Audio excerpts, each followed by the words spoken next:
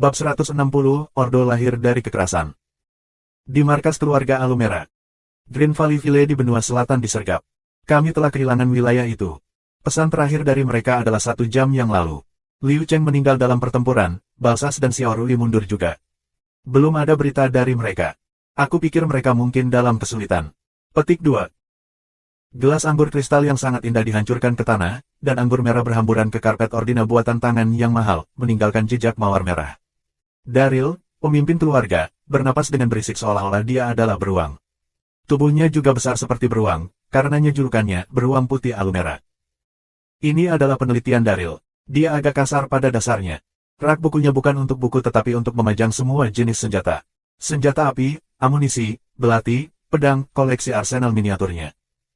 Siapa yang menyerang rakyat kita? Daryl menggeram. Di depan meja ada seorang pria parubaya yang berpakaian bagus. Dia mengenakan sesuatu yang mirip dengan jas, tetapi dengan perbedaan kecil di beberapa tempat. Itu jauh lebih halus dan indah. Dia mengenakan kacamata berbingkai emas, dan rantai kacamata berlapis emas digantung di telinganya. Jika seseorang mengabaikan otot di bawah pakaiannya, orang ini adalah sarjana pola dasar. Dia adalah orang kedua yang memegang kendali Alumera, Xiao Jin. Xiao Jin memegang tablet dengan satu tangan dan berkata, ada 2 dari mereka. Salah satunya adalah Panglima Perang Besar Benua Selatan, Lu Cheng. Petik 2. Aku sudah mendengar namanya. Kumpulkan orang-orang bersenjata di benua selatan. Mata untuk mata. Alumera akan membalas dendam ini. Petik 2.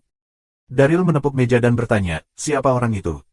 Dia pembunuh dari Darknet, Black Phantom. Bawa dia ke, saat dia mengucapkan 3 kata ini, nada bicara Daryl berubah dan masuk akal.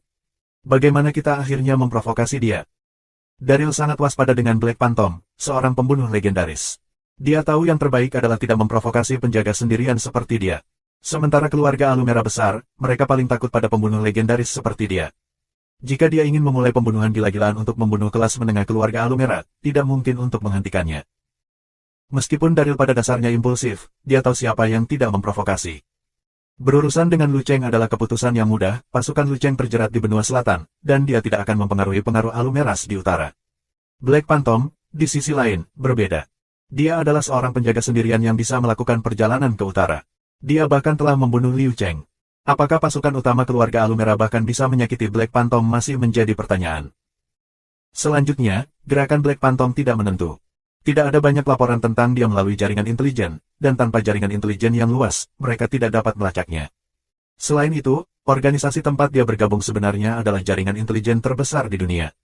Jika mereka ingin menargetkan seseorang dari Darknet Organization dan meminta bantuan dari Darknet itu sendiri, itu akan konyol. Daryl 80% yakin dia akan disebut orang bodoh. Karena itu, menjadi musuh dengan Black Phantom tentu saja merupakan keputusan yang tidak bijaksana. Daryl hanya bisa menekan amarahnya dan mencari alasan lain. Selidiki alasan Black Phantom melakukan intervensi. Jangan memprovokasi dia dulu. Petik 2. Xiao Jin setuju dengan wajah tanpa ekspresi. Sulit untuk mengetahui apa yang dia pikirkan. Daryl selalu menjadi pria yang tidak sabar, dan sekarang dia frustrasi. Dia menunjuk ke wajah Xiao Jin dan memerintahkan, pergilah berurusan dengan bisnis putramu. Perang akan datang. Aku tidak ingin berurusan dengan bisnis kriminal apapun saat ini. Petik 2. Xiao Jin menyesuaikan kacamatanya dan berkata, dia anakku. Begitu aku menemukannya, dia akan kembali dengan patuh. Petik 2. Hari akan segera tiba, dan tembakan di Green Valley Ville akhirnya berakhir. Musuh yang tersisa semuanya telah terbunuh. Ketika Lu Cheng telah menaklukkan Green Valley Ville, dia memerintahkan pasukannya untuk membersihkan medan perang dan menahan mereka agar tidak menyakiti penduduk manapun. Penduduk yang khawatir yang tidak bisa tidur sepanjang malam bergegas ke jalan-jalan dan mendengarkan pemimpin baru kota, Lu Cheng, di alun-alun. Dia berjanji untuk melindungi kehidupan dan properti warga. Untuk tugas Green Valley Ville Invasion, pemain yang telah memilih untuk melindungi Kam semuanya gagal dan merasa sedih. Pertarungan semalam sangat intens, dan banyak pemain berharap itu lebih lama. Han Xiao juga mendapatkan beberapa pengalaman dari tugas itu. Dia memegang lengannya dan bersandar ke sebuah rumah untuk menunggu Lu Cheng menyelesaikan pidatonya. Dia memiliki Frenzied Sword dan Bun Hit Dog di sisinya. Frenzied Sword sedang dalam mood yang buruk karena dia tidak bisa menahan Han Xiao untuk dirinya sendiri sekarang. Dia kesal. Bun Hit Dog menghampiri Frenzied Sword dan berkata, aku tahu kamu. Kamu ditampilkan di Galaxy Times. Kamu adalah gamer profesional. Petik 2. Oh. Frenzied Sword bereaksi dingin. Apakah kamu selalu mengikuti Black Phantom? Bun Hit Dog penasaran. Frenzied Sword tidak ingin repot dengan Bun Hit Dog, tetapi sebagai pemain profesional, dia harus mencatat citranya, dan dia tidak boleh terlalu dingin. Dia mengangguk. Apakah kamu tahu asal-usulnya? Nama aslinya adalah Han Xiao, jawab Frenzied Sword. Dia segera menyadari dan berbalik untuk melihat apakah Han Xiao telah mendengarnya. Dia santai. Dia dulu melayani Star Dragon. Aku tidak begitu yakin tentang detail pastinya, tetapi aku tahu bahwa ia berkenalan dengan seseorang di KAM yang disebut Departemen Pertahanan Strategis Star Dragon. Petik 2. Mata anjing Bang Hit menyala. Video yang ingin dia buat adalah investigasi tentang asal-usul Black Phantom. Frenzied Sword adalah pengikutnya yang terpanjang. Dia mungkin tahu hal-hal yang tidak diketahui orang lain. Dia terkesan. Dia berkata dengan nada ringan, biarkan aku memperkenalkan diri. Aku seorang produser video game. Petik 2. Sword Frenzied menatap kosong. Dia hanya ingat sekarang, ide Bun Hit Dog agak akrab. Dia adalah produser dari seri XX Adventure Diaries. Ketika dia bermain Knight di masa lalu, dia juga bertemu Knight Adventure Diaries milik Bun Hit Dog. Dia adalah pembuat video kecil namun terkenal. Ini kamu. Frenzied Sword mengumpulkan dirinya. Ketika dia menerima permintaan teman Bun Hit Dog, dia segera menerimanya. Hanya status dan ketenaran yang akan memberikan satu pengakuan. Jika dia pemain yang polos dan membosankan, Frenzied Sword bahkan tidak akan peduli. Hal berbeda ketika seseorang terkenal. Aku sedang bersiap untuk fokus pada galaksi dan memulai seri. Aku bermaksud menempatkan Black Phantom sebagai fokus aku di episode pertama aku. Aku ingin tahu lebih banyak tentang asal-usul orang ini. Aku harap kamu dapat memberi aku beberapa materi. Kamu bisa muncul di layar bersama aku untuk melakukan serangkaian juga. Petik 2. Han Xiao tidak pernah berbicara tentang asal-usulnya, jadi Bun Hit Dog memutuskan untuk mengubah fokusnya ke Frenzied Sword. Baiklah, tentu, jawab Frenzied Sword. Ini adalah situasi yang saling menguntungkan. Seorang gamer profesional yang muncul di program itu pasti akan naik reputasi. Ini akan menjadi paparan yang bagus baginya. Mendengarkan keduanya berdiskusi di belakangnya, Han Xiao tidak menghentikan mereka. Sword Frenzied memiliki pengetahuan terbatas tentang dia. Informasi semacam itu dapat diungkapkan dan diketahui, dan ini hanya akan membuat lebih banyak pemain penasaran. Dia ingin mengungkapkan informasi itu sedikit demi sedikit. Ini tepatnya niatnya dalam membawa Bun Hit Dog. Setelah meyakinkan penduduk Green Valley Village, Lu Cheng menyerahkan urusan itu kepada wakil dan pergi ke sisi Han Xiao. Black Phantom, terima kasih atas bantuanmu. Jika bukan karena kamu, aku tidak akan menaklukkan Green Valley Village. Kalau saja Balsas tidak melarikan diri. Petik 2. Oh, aku membunuhnya. Wajah Lu Cheng menjadi kosong, dan dia merasakan tekanan kuat di hatinya. Aku sangat berterima kasih, tetapi apakah kamu benar-benar tidak menginginkan apa-apa? Han Xiao tertawa kecil dan mengganti topik pembicaraan. Apakah kamu menemukan aspek unik dari para pengungsi? Setelah menyebutkan ini, Lu Cheng senang. Kelompok pengungsi ini semuanya bisa mati dan kemudian bangkit kembali. Sangat menakjubkan. Aku pikir mereka orang biasa. Dunia ini sangat besar, dan sepertinya tidak ada yang mustahil. Petik 2. Lu Cheng awalnya tidak berencana untuk para pengungsi untuk bergabung dalam pertempuran. Tetapi ketika para pemain mengambil tindakan, dia segera menyadari bahwa mereka memiliki kemampuan khusus untuk bangkit kembali. Dia terkejut, dan dia tahu apa maksud Han Xiao sebenarnya.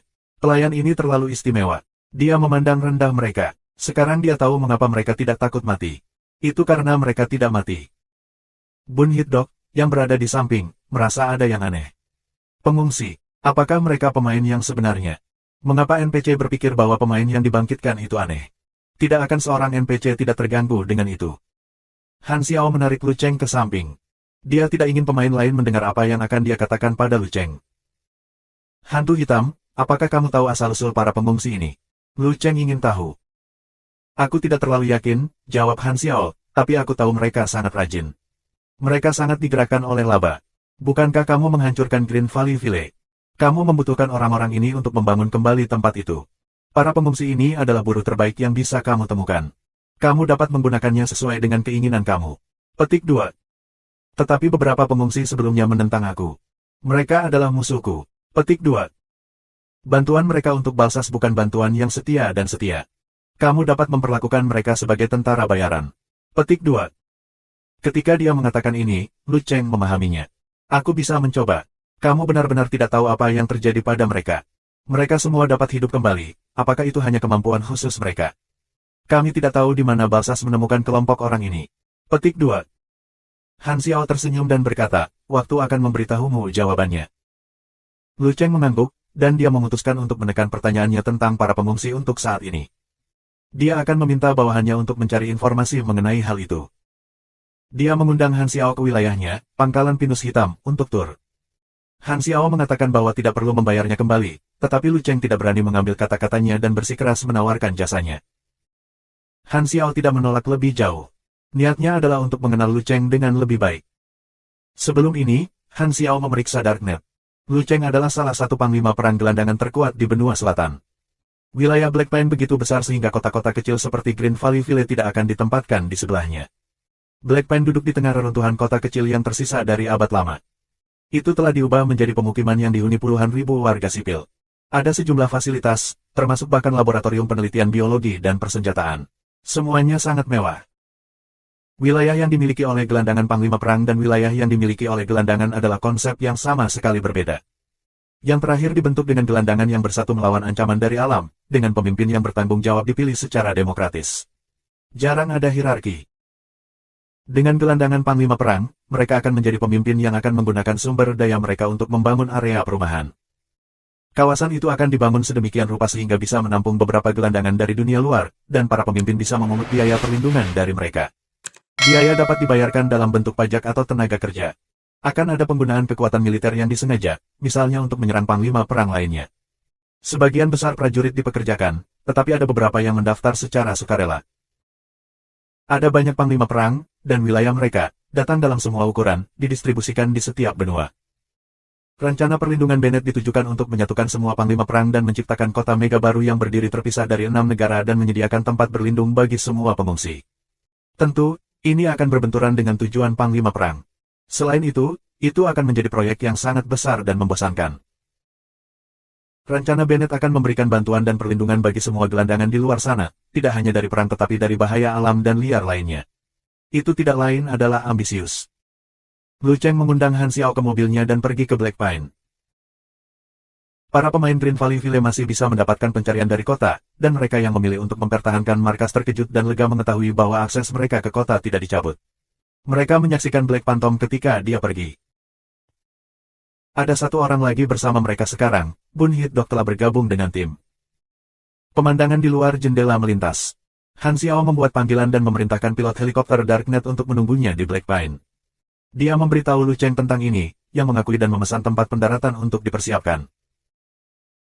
Mereka mengobrol santai sementara Han Xiao tiba-tiba bertanya, dengan kekuatan militermu, kamu bisa langsung menyerang ketika kamu datang ke kota, dan para pengungsi tidak bisa menghentikanmu. Mengapa kamu memberi balsas waktu untuk mempersiapkan? Petik 2. Lu Cheng menggelengkan kepalanya. Dia tidak tahu bahwa pemain dapat bangkit kembali pada saat itu. Dia berkata, hanya orang tanpa iman yang akan berpikir bahwa kekerasan adalah solusi untuk setiap masalah. Kehidupan prajuritmu juga hidup, Han Xiao tersenyum. Yang kuat harus melindungi yang lemah. Lu Cheng diam sejenak dan berkata, aku tidak akan membunuh pengungsi yang tidak bersenjata, tidak ada panglima perang yang ingin melihat tragedi La Potter terulang kembali. Tragedi La Potter, apa yang terjadi? Bun Hit Dok mempertanyakan, masih merekam. Lu Cheng mengira Francis Sword dan Bun Hit Dok adalah pengikut Han Xiao, jadi karena rasa hormat, dia menjelaskan, La Potter dulunya merupakan pemukiman Fagran besar di benua barat. Itu diserang oleh panglima perang Fagran dan pasukannya. Meskipun pasukan militer didukung oleh penduduk setempat, musuh terlalu kuat, dan mereka dikalahkan. Panglima perang itu marah karena para gelandangan berani melawannya, jadi dia memprakarsai pembantaian warga sipil yang tak berdaya dan tak bersenjata, menyerbu semua persediaan mereka dan membakar segalanya, membunuh banyak jiwa tak berdosa yang tak terhitung jumlahnya. Bun Hit Dok tidak terkesan. Pembantaian seperti ini telah terjadi beberapa kali dalam sejarah. Dia memeriksa, jadi apa yang terjadi kemudian? Kemudian, panglima perang dan semua dari beberapa ratus prajurit profesionalnya meninggal dalam satu malam 20 hari setelah itu, terbunuh sendirian oleh seorang manusia super. Setelah itu, tidak ada panglima perang yang memiliki keberanian untuk membunuh warga sipil yang tidak bersalah. Petik 2. Bun Hit Dok bingung. Kenapa? Han Xiao menjawab, tidak terpengaruh, karena beberapa orang melihat diri mereka sebagai pahlawan. Jika itu adalah dunia normal, tidak ada yang bisa melawan otoritas yang kejam. Tidak ada yang bisa dilakukan. Namun, dengan kekuatan manusia super, bahkan di tanah tanpa hukum, mereka yang memiliki kekuatan secara teknis bisa menjadi mereka yang memegang teguh hukum. Superhumans dapat dengan mudah membunuh orang-orang yang tidak mereka sukai, sehingga apa yang mereka pilih untuk ditegakkan menjadi hukum standar bagi semua orang di planet ini.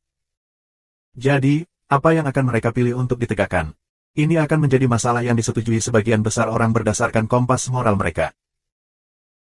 Jika seseorang tidak dapat melakukan genosida atau pembunuhan dalam skala besar tanpa mengeluarkan berita, pasti ada manusia super untuk menghukum penghasut karena perbuatan jahatnya. Ini bisa dilihat sebagai pemaksaan moral. Yang lemah harus mengikuti standar moral yang kuat. Meskipun hal ini sendiri dipertanyakan, hal itu menimbulkan bentuk peraturan yang kasar bagi alam liar dan secara tidak langsung melindungi kehidupan para gelandangan. Bun Hit-dok mencatat semua ini.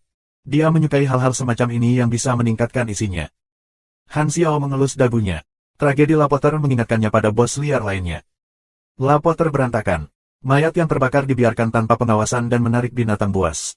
Virus baru tumbuh dari mayat dan menyebar ke tanah dan sumber air. Semua binatang buas di wilayah tersebut bermutasi, dan sesekali, akan ada bos liar tingkat Beast King yang ditemukan di sana, yang dapat memicu pencarian untuk membunuh bos dan memanen jantungnya yang telah dimutasikan untuk sebuah kelompok penelitian. Ini akan menyebabkan ramuan yang bisa menambah atribut dan bahkan mungkin membangkitkan bakat potensial. Para pemain bisa berulang kali melawan bos liar, tetapi proses biasa penggilingan melalui pencarian tidak bisa dihindari. Di galaksi, ada beberapa jenis instance Dungeons. Yang pertama adalah adegan khusus di mana monster muncul tanpa henti, seperti beberapa alam magis atau ruang pertempuran tiruan di laboratorium. Selain dari alam khusus ini, di dunia galaksi, ada juga alam penting yang dilindungi oleh pasukan militer. Medan perang berskala besar juga bisa dibuat menjadi instance Dungeon. Instance Dungeon jenis ini sangat acak dan bisa ditutup kapan saja. Tipe kedua adalah Instance Dungeon Crystal, yang merupakan item spesial yang dijatuhkan dari pencarian spesial. Hanya pemain yang dapat menggunakannya, dan itu akan membawa pemain kembali ke dunia paralel untuk mengalami peristiwa yang terjadi di masa lalu. Kristal akan memungkinkan pemain untuk memasuki adegan yang berbeda berdasarkan pada pencarian pemain itu. Quest yang menghadiahkan Instance Dungeon Crystal akan menyegarkan sesekali, membuat Dungeon jenis ini mudah diakses. Para pemain juga bisa terus menggiling untuk memecahkan rekor waktu Dungeon terpendek dan catatan lainnya. Setelah menggunakan Instance Dungeon Crystal, yang lain akan melihat bahwa pemain itu tiba-tiba menghilang. Pemain akan memasuki alam semesta paralel dan tidak dapat memengaruhi dunia asli. Namun, mereka masih bisa mendapatkan hadiah dari Instance Dungeon. Jenis penjara bawah tanah ini mirip dengan teleportasi sihir dan perjalanan waktu ilmiah. Han Xiao tidak yakin apakah dia bisa menggunakan kristal juga, tetapi dia merasa itu akan berisiko karena dia tidak tahu prinsip di balik kristal. Jika itu untuk mengatomisasi struktur tubuh, pemain normal akan dapat bangkit kembali, tetapi ia tidak memiliki kemewahan.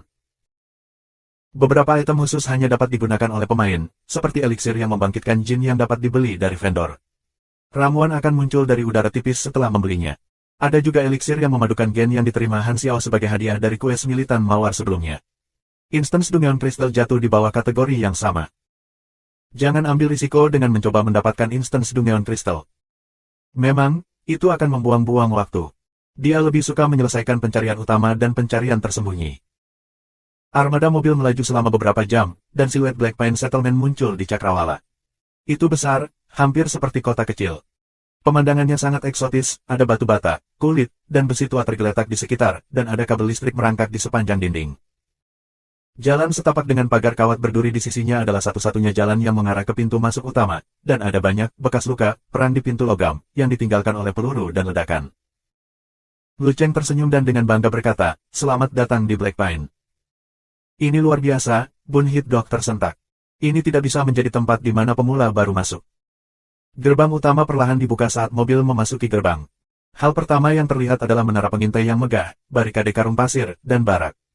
Tentara bersenjata lengkap berdiri berjaga dan berpatroli di daerah itu.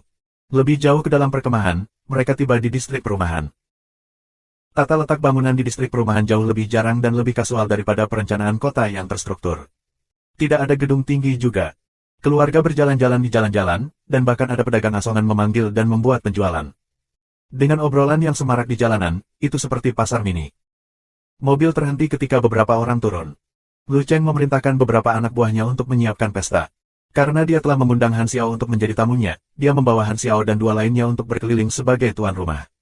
Kadang-kadang, beberapa warga menyapa Lu Cheng. Tampaknya Lu Cheng dihormati oleh rakyatnya. Itu pabrik senjataku di sana. Aku memiliki jalur perakitan khusus untuk membuat senjata dan amunisi. Lu Cheng menunjuk ke daerah terbatas yang dibarikade dengan pagar kawat berduri. Di belakangnya ada gudang, bengkel, dan laboratorium eksperimen persenjataannya, dan asap dapat terlihat keluar dari cerobong asap. Di sisi lain, ada area karantina kedua. Di dalam, ada banyak tenda dan sekitar beberapa ratus gelandangan yang tinggal di dalamnya. Kulit mereka yang terbuka tertutup abu-abu, retak seperti batu. Tempat apa itu? Bun Hit-dok bertanya dengan rasa ingin tahu. Menghela nafas, Lu Cheng menjawab, area karantina terminal. Setiap penghuni kerapu-kerapu harus tinggal di sana untuk mencegah infeksi. Petik 2. Wabah kerapu.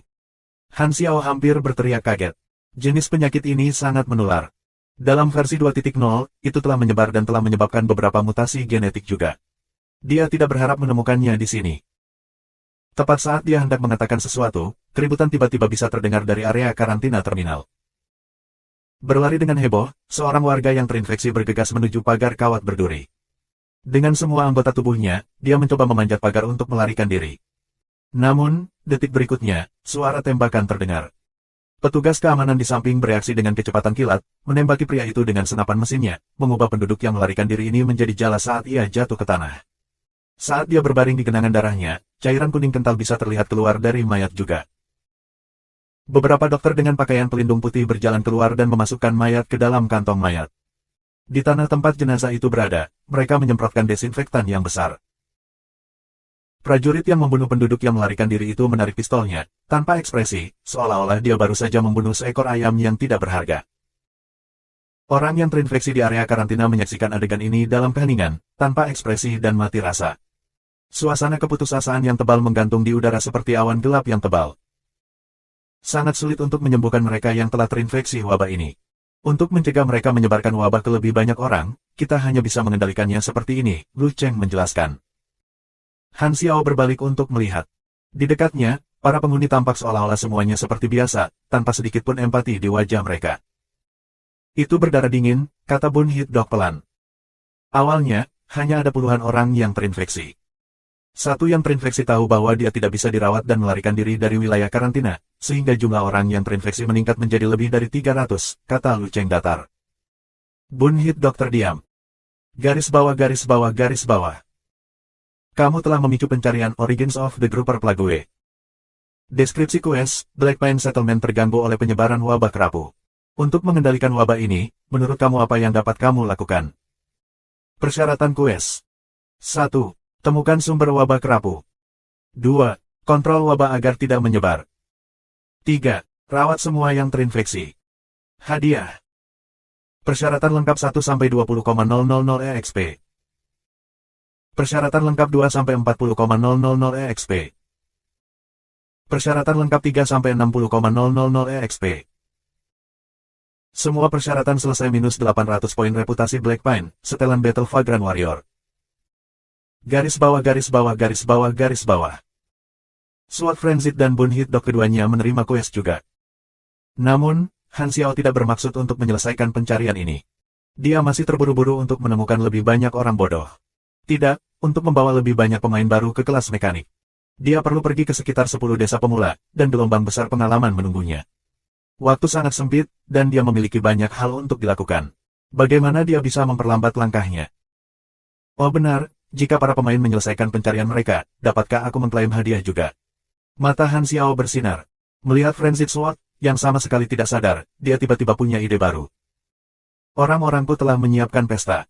Lu Cheng mengirim undangan, dan beberapa dari mereka tiba di gedung pusat Black Pine. Itu seperti sebuah puri mini, dan titik barat disebut Aula Tuhan. Hidangan yang disajikan dalam pesta itu berlimpah dalam jumlah besar, dimaksudkan untuk mengisi perut seseorang. Black Pine Settlement memiliki ladang panen di mana mereka menanam tanaman mereka sendiri, dan mereka juga memiliki toko daging sendiri, di mana mereka memelihara hewan, seperti sapi dataran tinggi, ayam, dan babi moncong pendek berambut hitam. Perkemahan para gelandangan menghabiskan banyak sumber daya setiap hari.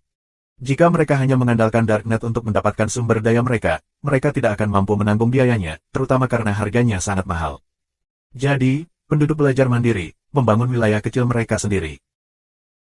Pada pesta itu, Han Xiao dan Lu Cheng mengobrol dengan santai ketika Lu Cheng akhirnya mengalihkan topik pembicaraan ke masalah pembayaran bantuan kepada Black Phantom. Menyeretnya begitu lama, dia merasa sangat gelisah. Ambillah karena kita sudah menjadi teman. Di masa depan, jika ada yang muncul, jangan ragu untuk mencari aku, dan aku akan membantu kamu.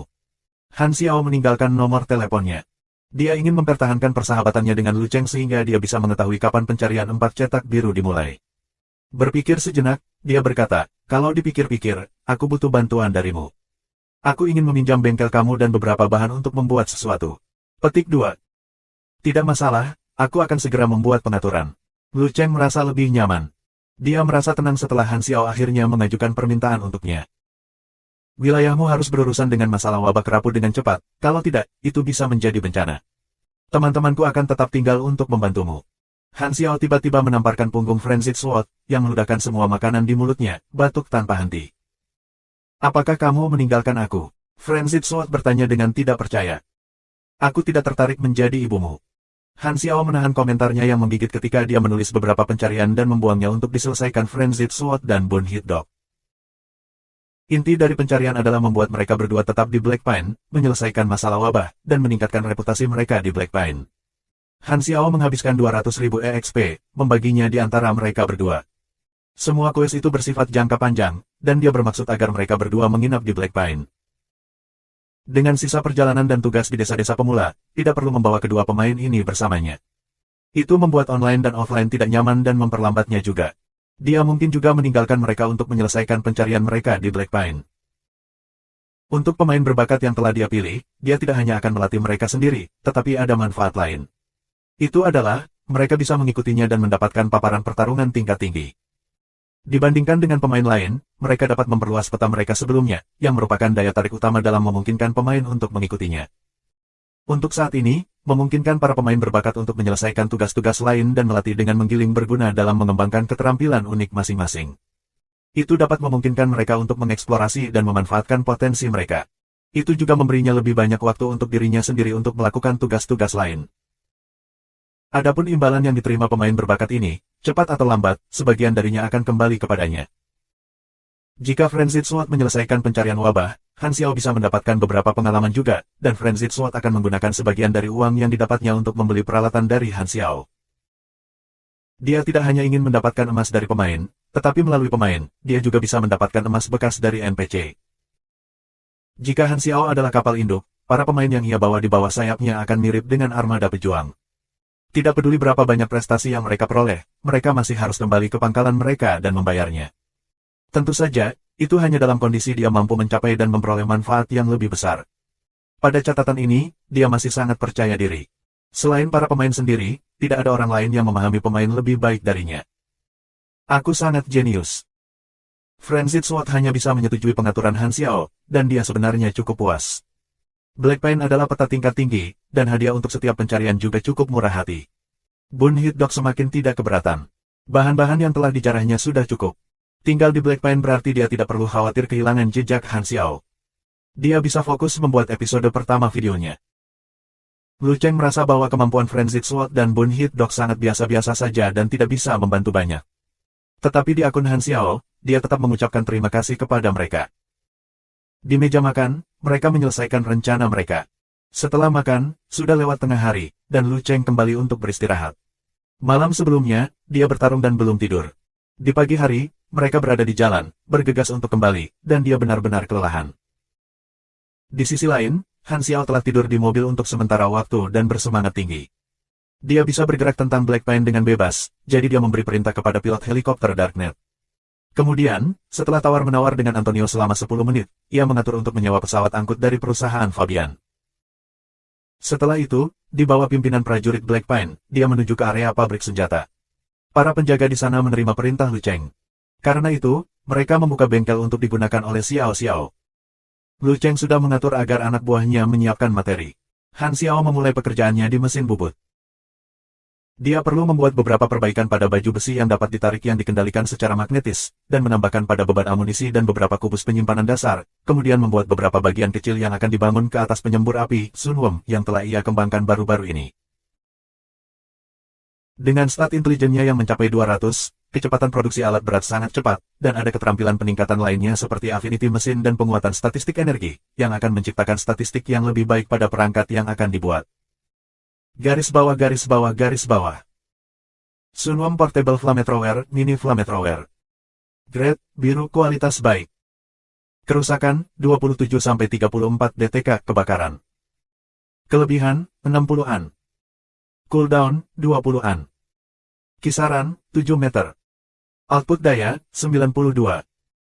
Jenis bahan bakar cair HF. Energi, 210/210 menggunakan 1 titik energi. Berat, 9,4 kg. Efek samping, integrasi, melalui penambahan pada kotak energi, ia berasimilasi dengan tubuh seseorang, nyaman untuk dibawa. Efek samping, jet terkonsentrasi, tingkatkan efisiensi bahan bakar, plus 33% DMG, kisaran plus 25%, 1 centang burn damage per 0,6 S dan tahan 12 S, menggunakan 8 energy points S. Setelah 12 detik, segera memasuki kelebihan beban. Efek samping, pembakaran perekat, memperpanjang keadaan terbakar target dan meningkatkan efektivitas luka bakar. Komentar, api menari, itu adalah kehangatan yang mirip dengan romansa. Garis bawah garis bawah garis bawah. Han Xiao mengangkat alisnya. Komentar macam apa itu? Nozzle, saluran, dan tangki bahan bakar Sun Wong terintegrasi sebagai satu. Itu tampak seperti tabung logam isolasi panas, sekitar selebar lengan. Bisa diikat ke lengan atau betis. Itu tampak sedikit seperti kumbang, dan penjepitnya digunakan untuk menstabilkan pin logam kulit. Dia mengikat Sun Wong ke sisi dalam lengan kirinya, dan itu tampak membengkak. Namun, beban seperti itu dapat diabaikan untuk orang dengan 69 kekuatan. Sun Wong paling cocok untuk digunakan sebagai modul mecha, dan dapat diintegrasikan ke dalam mecha ringan buatan aku sendiri. Han Xiao tidak bisa berhenti memikirkan ide-ide baru untuk mecha ringannya. Karena dia sudah punya ide, dan juga pesawat angkut Fabian yang disewa, dia mulai memperbaiki mecha-nya sebelum bepergian ke desa pemula. Pada saat itu, seorang pria Asia yang kepalanya penuh dengan rambut putih berjalan ke arahnya. Dia menatap senapan tinggi hantu Han Xiao dan dengan aneh bergumam, itu benar. Itu adalah senjata elektromagnetik. Petik 2. Dia kemudian berbalik dan bertanya pada Han Xiao, bisakah kamu menjual ini padaku? Aku bersedia membayar 500,0. Tidak, 1 juta. Petik 2. Han Xiao mengamatinya sebentar dan sudah memiliki firasat. Namun, dia berpura-pura bingung dan bertanya, siapa kamu? Aku Lei Zhenyu. Lu Cheng mengundang aku sebagai konsultan teknik mesinnya. Kamu terlihat seperti mekanik juga. Kamu seharusnya sudah mendengar nama aku. Petik 2. Han Xiao tetap diam. Jangan bilang kamu belum pernah mendengar namaku. Atau apakah kamu seorang mekanik otodidak? Sangat tidak biasa. Lei Zhen terkejut.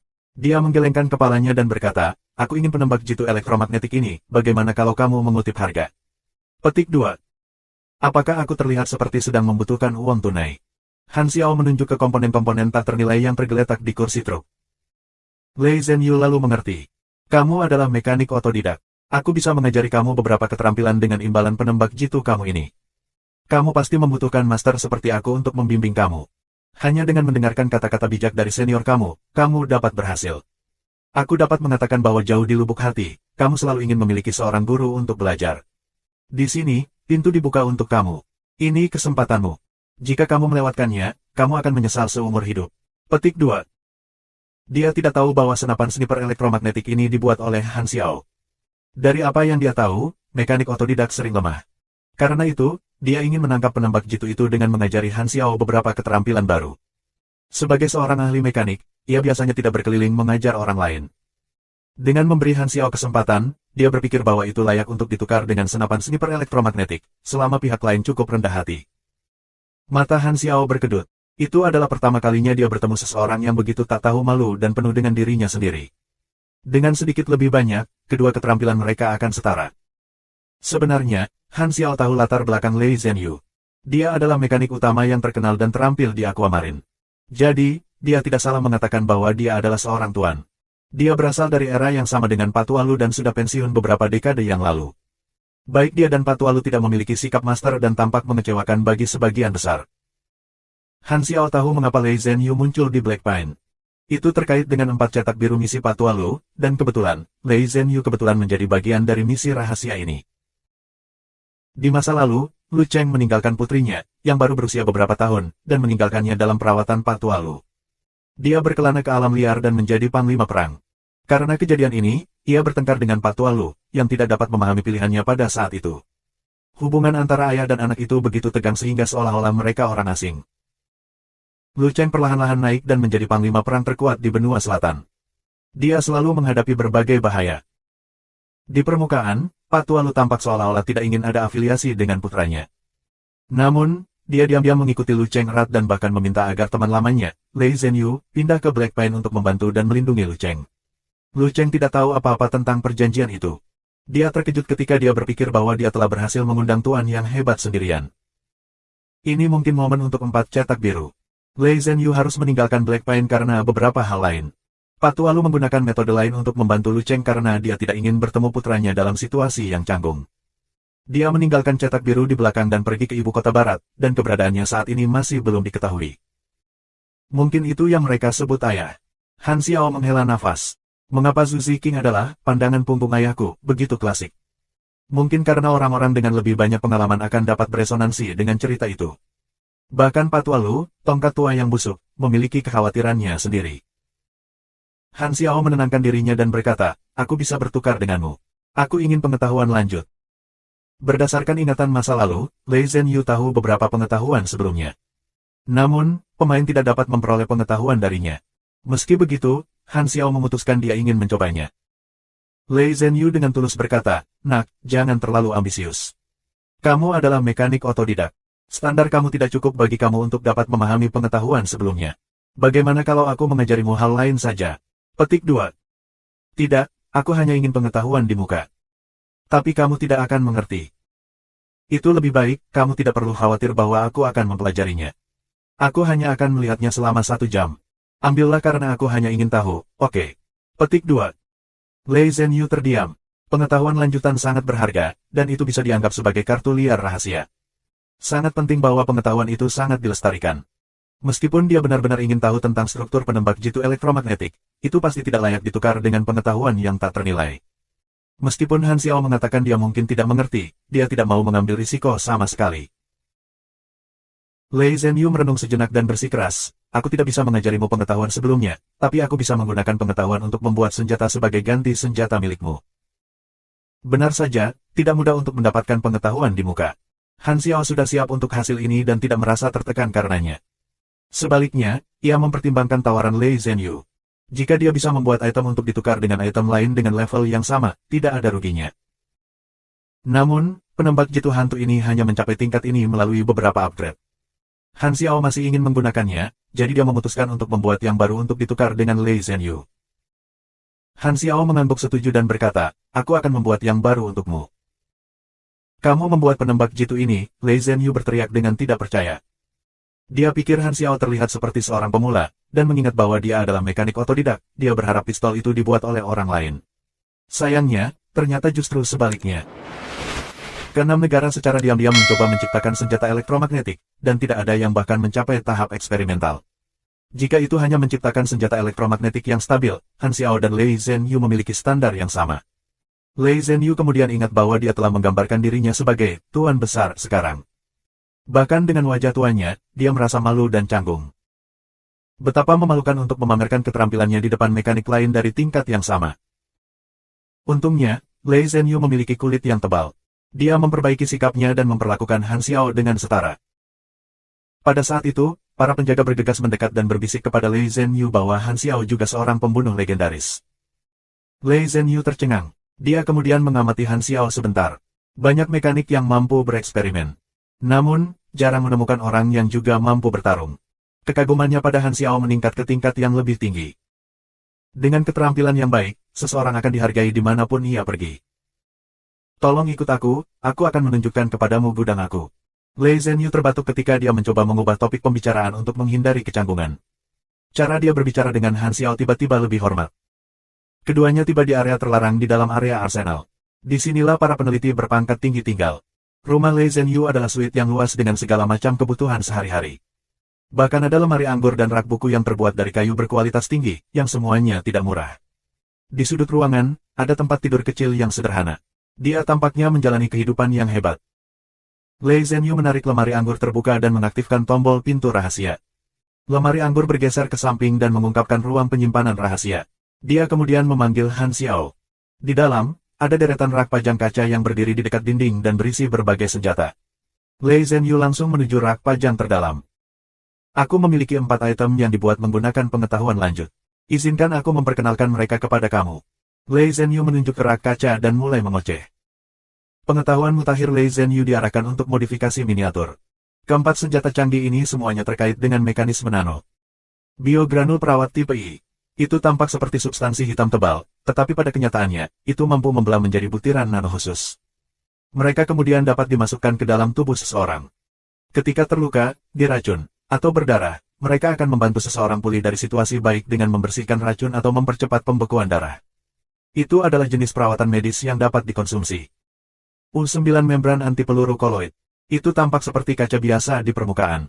Namun, setelah menerima kejutan apapun, secara singkat akan menjadi non-padat untuk menangkal energi kinetik dan kemudian membeku untuk menjebak objek apapun. Misalnya, ketika peluru ditembakkan ke arahnya, peluru itu akan terperangkap, seolah-olah itu awalnya tumbuh dari dalam. Meskipun terlihat seperti kaca transparan, itu sangat defensif dan tidak mudah rusak. Itu paling cocok untuk membuat rompi anti peluru. Kondensasi Fermi. Itu adalah senjata yang menyerupai penampilan busa cukur dan bisa disuntikkan ke senjata untuk mendinginkannya secara internal. Itu akan mengurangi waktu cooldown dan kemudian dengan cepat terdegradasi untuk mencegah macetnya sistem senjata. Waktu pendinginan Sunwom, misalnya, adalah 20 detik. Dengan menggunakan Fermi Kondensate, waktu cooldown dapat dikurangi secara signifikan menjadi 3 hingga 5 detik. Efeknya luar biasa, bisa juga dikonsumsi. Penol serat nanosintetis. Mirip dengan tendon biologis organisme hidup, itu adalah material nano hitam, berkilau, tangguh. Memutar atau merentangkannya akan menghasilkan elastisitas yang tidak bisa dipercaya. Han Xiao hanya bisa menukar penembak jitu dengan salah satu barang itu. Setelah merenung sejenak, Han Xiao membuat pilihannya. Aku ingin penol nanosynthetic fiber. Wow, itu cerdas. Aku pikir seorang prajurit seperti kamu, yang suka berperang, akan pergi untuk membran bulat saja. Petik 2. Untuk membuat sesuatu, aku akan membutuhkan penol yang cukup. Baiklah, Lei Zhenyu mengangguk. Dia merasa bahwa dari 4 senjata, penol nanosynthetic fiber adalah yang paling berharga karena bahan baru ini dapat digunakan untuk lebih banyak senjata. Dia menyadari bahwa Han Xiao memang montir yang terampil dengan mata yang tajam. Ketika mereka mengkonfirmasi pertukaran itu, Han Xiao kembali ke truknya dan mulai membuat senapan sniper hantu baru. Dengan bantuan cetak biru itu, semuanya berjalan dengan baik. Aku mendapat banyak uang dari pertukaran ini. Serat nanosintetis baru akan memainkan bagian penting dari konsep mesh ringannya. Ini dapat digunakan sebagai sistem kerangka tendon dari mesh ringan. Dibandingkan dengan sistem kerangka K600 sebelumnya, penol memiliki peningkatan besar di hampir semua aspek. Misalnya, itu kecil, ringan, dan lebih kuat. Itu adalah bahan inti yang hebat untuk menciptakan mesh ringan yang luar biasa. Mesh piton ringan. Penol seharusnya tidak dinilai dengan perkenalannya yang sederhana. Ketika digunakan sebagai sistem kerangka internal, itu akan berfungsi seperti otot. Siapapun yang menggunakannya akan mengerti. Adapun 3 peralatan lainnya, 2 diantaranya dapat dikonsumsi, karenanya, mereka langsung diberhentikan sebagai opsi. Membran bulletproof tampaknya dapat diandalkan, tetapi mengandung platinum, sehingga hampir tidak memenuhi syarat untuk fungsi anti peluru.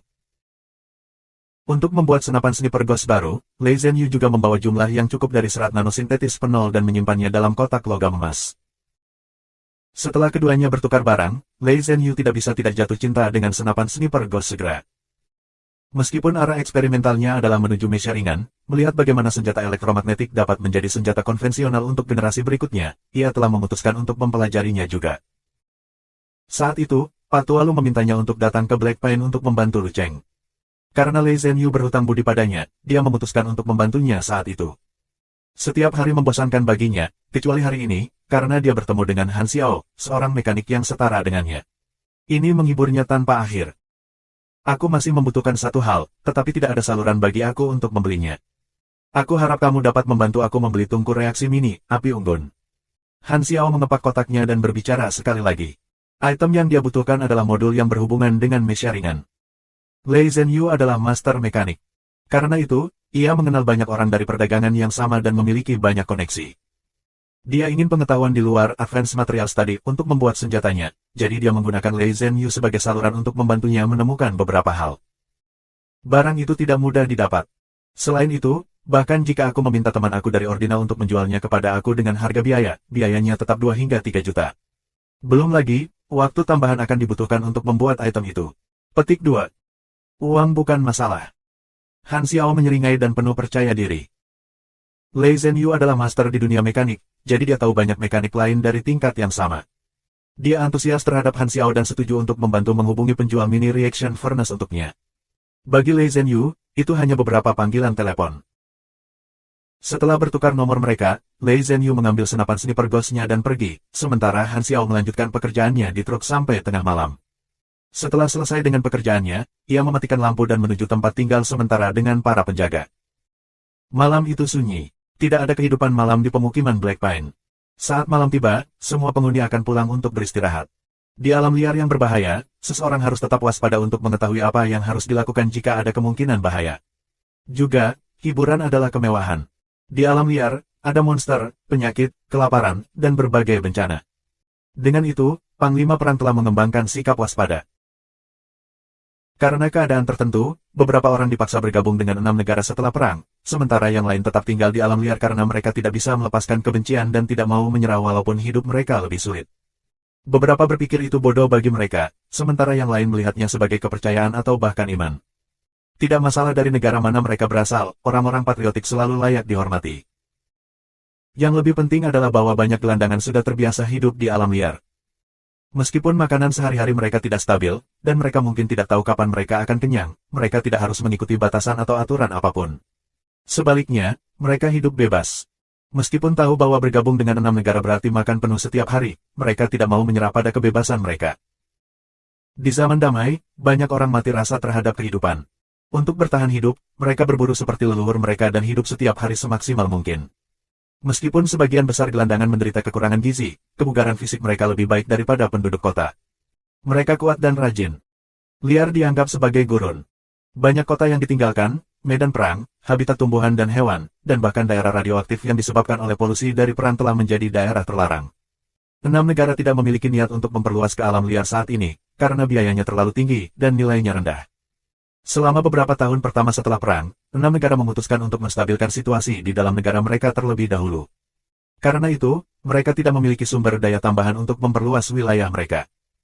Flora liar mulai tumbuh di tanah yang ditinggalkan sebagai hasilnya, dan itu telah menjadi wilayah gelandangan, panglima perang, dan kelompok besar tentara bayaran. Sama seperti angin yang berhembus setelah kehancuran, gurun setelah perang sekali lagi dihidupkan kembali. Setelah istirahat malam di kamarnya, Han Xiao memanggil Frenzied Sword dan Bun Hit Dog keesokan paginya. Aku akan pergi selama beberapa waktu. Kalian bisa tinggal di Black Pine, dan aku akan menghubungimu nanti. Petik 2. Bun Hit Dog tidak bereaksi sementara Frenzied Sword menunjukkan keengganannya. Dia hanya mengikuti Han Xiao selama beberapa hari, dan sekarang, dia ditinggalkan lagi. Kalian bisa memikirkan cara untuk membantu menyelesaikan wabah di Black Pine. Han Xiao menunjuk ke Frenzied Sword. Aku memiliki keyakinan pada kamu bahwa kamu akan menunjukkan potensi kamu yang sebenarnya selama periode waktu ini. Mungkin kamu memiliki kemampuan untuk menggunakan senjata yang lebih baik. Petik 2. Han Xiao mengeluarkan 2 pistol kaliber besar yang baru dibuat yang cocok untuk menembak dalam jarak 80 meter. Itu dirancang khusus untuk memperkuat majalah dan kerusakan serangan. Itu kualitas hijau dan 2 kali lebih kuat dibandingkan dengan pistol yang dijual Han Xiao kepada pemain lain. Dia kemudian memberikan pistol kepada Frenzied Sword, yang sedang melihat dengan rahangnya di tanah. Apakah ini untukku? Frenzied Sword bertanya dengan tidak percaya. Han Xiao tersenyum dan mengangguk. Sword Frenzied sangat gembira dan tidak bisa membantu tetapi mulai bermain dengan 2 pistolnya. Dia tidak berharap menerima kesejahteraan seperti itu. Han Xiao sebenarnya memberinya beberapa peralatan. Bun Hit Dog, yang berdiri di satu sisi, juga terkejut. Apakah ini manfaat dari pencarian rahasia? Selama penampilanmu bagus, Black Phantom akan menghadiahimu seperti dan ketika dia suka. Han Xiao dengan sengaja membuat 2 pistol ini untuk membantu Frenzied Sword dalam menyelesaikan lebih banyak tugas. Untuk memastikan bahwa para pekerjanya melakukan yang terbaik, mereka pertama-tama membutuhkan senjata mereka. Saat memberikan hadiah, Bun Hit Dog juga bisa merekamnya, dan ketika ditayangkan, lebih banyak pemain akan menyaksikan adegan itu. Melalui itu, banyak orang akan berpikir bahwa Han Xiao sangat peduli tentang hadiah dan akan lebih bersemangat untuk bergabung dengan kues rahasianya. Yang harus dilakukan Han Xiao hanyalah pistol hadiah yang bisa dia buat dengan mudah, dan dengan sedikit kemurahan hati, dia akan bisa mendapatkan lebih banyak lagi. Aku pikir kamu memiliki potensi besar dalam gulat, kamu harus belajar beberapa keterampilan pertempuran jarak dekat, kata Han Xiao. Pedang Frenzied berbakat dalam gulat dan harus maju untuk menjadi pugilis mekanis. Dia secara alami berharap bahwa Frenzied Sword bisa menjadi kuat seperti kehidupan sebelumnya, di mana sebagai pugilis mekanis, ia menampilkan bakat martial artisnya. Semoga. Apa kata Han Xiao memukul akord dengan Frenzied Sword? Itu adalah sesuatu yang dia pikirkan juga. Setelah memperjelas instruksinya, Han Xiao naik helikopter Darknet dan meninggalkan Black Pine. Black Phantom telah pergi, pelayan itu melaporkan kepada Lu Cheng. Lu Cheng mengangguk ketika dia memiliki kesan yang hebat tentang Han Xiao. Dia kemudian berkata, jaga kedua temannya, dan perhatikan setiap penduduk desa aneh dari Green Valley Village. Cari tahu tentang latar belakang mereka juga. Ketika helikopter tiba di perusahaan Fabian, Han Xiao naik pesawat angkut dan menuju desa pemula yang baru di benua selatan. Kali ini, ia akan menduduki pesawat untuk waktu yang lama karena ia bahkan ingin terbang melintasi lautan ke desa-desa pemula di benua barat dan benua utara. Perusahaan Fabian tidak memiliki banyak kekuatan di dua benua lainnya. Karena itu, akan mahal untuk menempati pesawat dalam waktu yang lama. Bahkan setelah diskon pertemanan dari Antonio, harganya masih bisa menurun, pemerasan biasa. Akun darknetnya masih memiliki cukup dana, dan dia punya banyak rencana untuk mengumpulkan lebih banyak kekayaan. Tidak perlu baginya untuk khawatir tentang dana. Begitu dia naik ke pesawat, Han Xiao mulai membangun mechanya. Keuntungan membangun mechanya sendiri adalah bahwa modul yang berbeda dapat diperbaiki secara terpisah dan kemudian digabungkan bersama setelahnya. Ini akan mengurangi risiko, dan tingkat keberhasilan untuk mecha yang diciptakan sendiri akan lebih tinggi. Meskipun dia tidak memiliki cetak biru, dia punya ide sendiri. Berbagai fungsi mecha yang diciptakan sendiri dapat dicapai hanya dengan meniru mecha lain dari ingatannya. Python Lightweight Mecha adalah peralatan canggih, lebih akurat, dan langka. Jika ada yang ingin mendapatkan cetak biru ini dalam keadaan normal, seseorang perlu menggabungkan 4 pengetahuan awal dari berbagai kelompok. Apalagi kondisinya sangat menuntut. Prasyaratnya adalah bahwa seseorang perlu memahami fungsi berbagai komponen di dalam cetak biru. Jadi, yang bisa dilakukan kebanyakan pemain adalah mencoba keberuntungan mereka. Beberapa cetak biru lainnya mengharuskan pemain untuk dapat memahami modul-modul dalam cetak biru tersebut. Ini biasa terjadi pada cetak biru berbagai robot, mecha, baju zirah, dan kendaraan pengangkut. Mudah-mudahan apa yang aku tiru adalah 40% akurat, itu sudah cukup. Pengetahuan lanjut Han Xiao tidak cukup, karenanya, dia hanya bisa membuat prototipe dengan fungsionalitas yang lebih sedikit, seperti halnya senapan sniper ghost. Namun, ada keuntungan bagi mecha. Bahkan jika versinya adalah versi dikebiri, itu tidak akan memiliki berbagai cacat yang dimiliki oleh senapan sniper ghost. Menciptakan diri sendiri mecha adalah proyek besar dan tidak dapat diselesaikan dalam waktu singkat. Han Xiao berencana untuk menyelesaikan pekerjaannya di berbagai modul saat ia pindah dari desa pemula ke desa pemula. Selain itu, ia harus menggabungkan beberapa cetak biru baru untuk meningkatkan kekuatan mecha. Sumber inti kekuatan akan datang dari mini reaction furnace, api unggun, dan Han Xiao perlu menunggu Lei Zhenyu memesan untuknya. Ini juga merupakan mesin canggih, jadi dia tidak dapat membangunnya sendiri. Untungnya, dia telah bertemu mekanik lain dan bisa menggunakan bantuan dari master lain. Berbicara tentang itu, 4 cetak biru Patu Alu juga merupakan barang langka. Kesempatan untuk misi akan ketika Lei Zhenyu meninggalkan Black Pine. Karena itu, ia harus menunggu lebih lama. Keempat cetak biru itu dapat digabungkan untuk membangun sistem serangan dan pertahanan, yang dapat dimasukkan ke dalam mecha. Mecha adalah peralatan taktis penting kedua Han Xiao, dan dengan 4 cetak biru dari Patu Alu, ia akan dapat memulai pada yang ketiga. Han Xiao sangat senang. Dengan 3 potong peralatan taktis yang saling melengkapi, yang semuanya akan memiliki statistik mekanik yang sangat kuat, tidak perlu khawatir dalam pertempuran, bahkan melawan Bennett. Setelah menyelesaikan kunjungan ke desa-desa pemula dan memperoleh pengalaman dalam jumlah besar, aku akhirnya dapat melakukan beberapa hal besar. Han Xiao menghitung waktunya dan tiba-tiba mengerutkan kening. Jika aku tidak ingat salah, acara alien akan segera dimulai. Benua Selatan memiliki 5 desa pemula. Selain Bighorn Village dan Green Valley Village, Han Xiao menghabiskan 11 hari mengunjungi 3 lainnya. Sebagian besar waktunya dihabiskan untuk bepergian.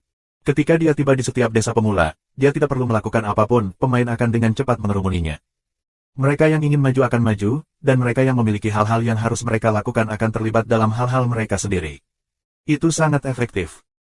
Popularitasnya adalah semua berkat Galaxy Times dan iklan melalui forum. Han Xiao telah meninggalkan kesan mendalam pada para pemain, dan mereka tahu apa yang dia mampu. Han Xiao melakukan perhitungan, putaran 25% hingga 30% pemain datang kepadanya untuk maju ke mekanik.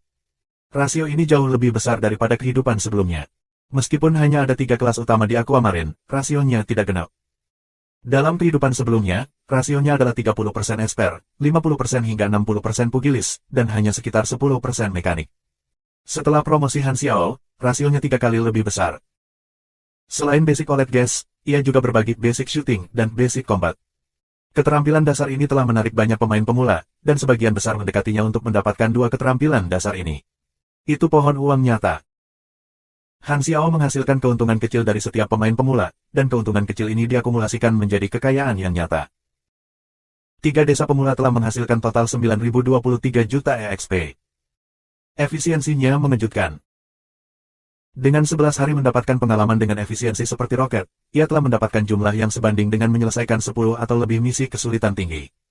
Pemain dengan level yang sama dari kehidupan sebelumnya akan perlu menghabiskan berbulan-bulan untuk memperoleh jumlah pengalaman yang sama. Efek kumulatif dari antarmuka dan template NPC membantunya meningkat pesat. Ya, setidaknya dia mendapati dirinya saluran yang mantap untuk pengalaman.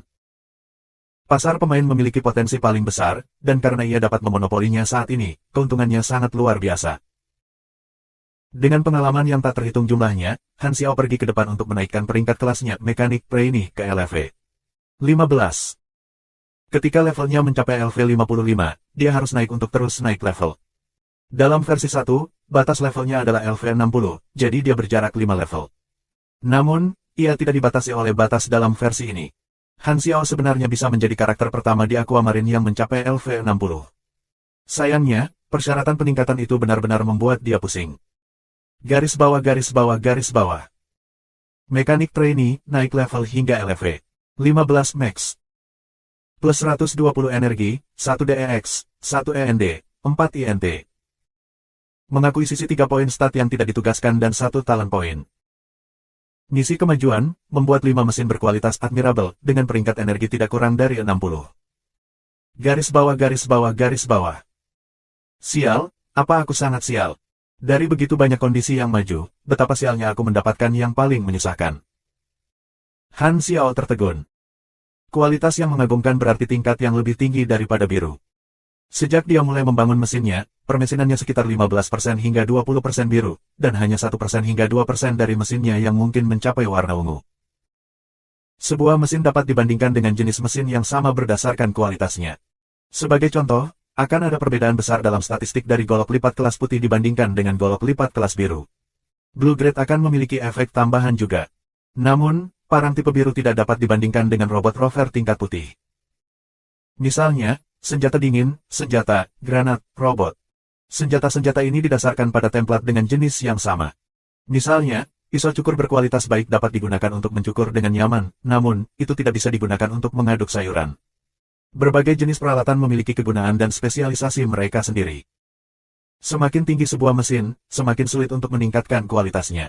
Stat intelijen mempengaruhi kualitas, dan ini juga merupakan atribut inti dari mekanik. Mekanik tingkat tinggi dapat dengan mudah membuat mesin sederhana berkualitas tinggi. Persyaratan, peringkat energi tidak lebih rendah dari 60, untuk kemajuan membatasi kemungkinan dia menggunakan mesin tingkat rendah sebagai jalan pintas. Dia harus membuat mesin ungu yang memenuhi persyaratan kualitas. Jenis persyaratan kemajuan ini dianggap sebagai persyaratan yang paling sulit. Biasanya, ketika seseorang mencapai batas level atribut, tidak akan mudah untuk membangun mesin yang stabil dengan kualitas yang memadai. Entah karena keberuntungan atau dengan meningkatkan keterampilannya dan mencapai kemampuan baru. Tidak peduli rute mana yang dia ambil, dia akan membutuhkan banyak waktu. Kerutan di antara alis Han Xiao semakin dalam seperti jurang yang dalam. Kemajuan sulit. Selain itu, ia perlu menggunakan poin pengalamannya untuk meningkatkan keterampilannya dan menggabungkan cetak biru bersama. Ini bisa menjadi jurang maut, terutama untuk menggabungkan cetak biru. Naik level 5 level telah menghabiskan biaya hampir 5 juta EXP. Sedangkan untuk EXP yang tersisa, Han Xiao menyimpan 2 juta untuk fusi cetak biru dan sisanya meningkatkan keterampilannya. Dia naik level afinitas mesin kelas menengah dan penyulingan molekuler secara maksimal. Di antara keterampilan, afinitas mesin kelas menengah adalah keterampilan inti, karenanya biayanya lebih tinggi. Efeknya juga secara alami lebih luar biasa. Karena ini memengaruhi nilai mesin, itu berguna dalam menyelesaikan tugas kemajuan. Pengalaman datang dengan mudah tetapi juga cepat. Han Xiao menghela nafas panjang. Karena dia telah menghabiskan banyak sekali pengalaman sekaligus, dia merasakan kepuasan yang besar. Han Xiao telah menyelesaikan kunjungannya ke semua desa pemula di benua selatan. Selanjutnya, Han Xiao memutuskan untuk mengunjungi benua barat. Bangsa-bangsa di benua barat adalah Maple dan Ordina. Dia telah tinggal di benua selatan terlalu lama, dan dia akhirnya mengunjungi benua lain. Di perjalanan, aku juga bisa memulai pencarian rahasia. Tragedi Lapoter terjadi di benua barat. Karena ada kebutuhan untuk menyeberangi laut, pesawat angkut berhenti di salah satu bandara kota-kota pelabuhan Hesla untuk mempersiapkan penerbangan jarak jauh dan menambah bahan bakar. Ini adalah wilayah Antonio. Han Xiao menghabiskan banyak uang, hampir mengosongkan gudang Antonio, dan mengisi pesawatnya dengan banyak bahan.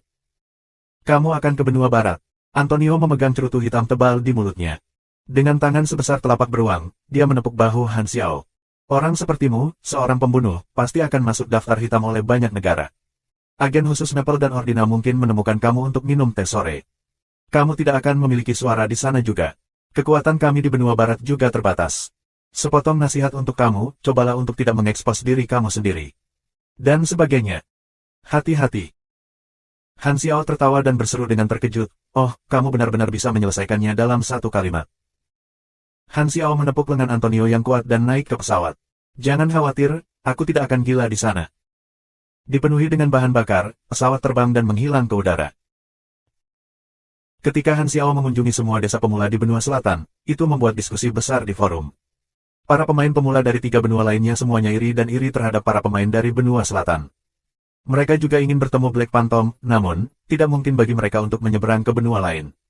Dengan demikian, mereka hanya bisa menonton tanpa daya ketika para pemain dari benua selatan membual tentang hal itu di forum. Ini membuat mereka merasa tidak enak, seperti melihat foto-foto makanan cepat saji di tengah malam.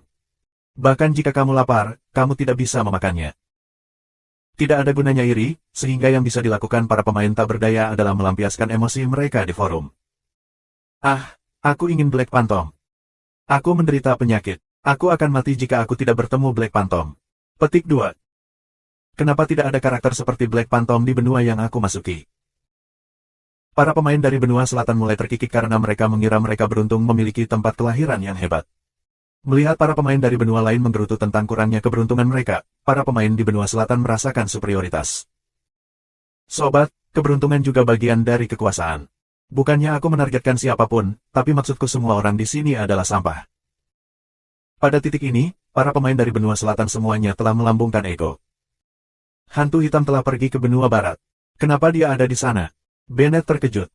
Aku tidak tahu. Dia tidak mengatakannya. Wang Yuan menggelengkan kepalanya.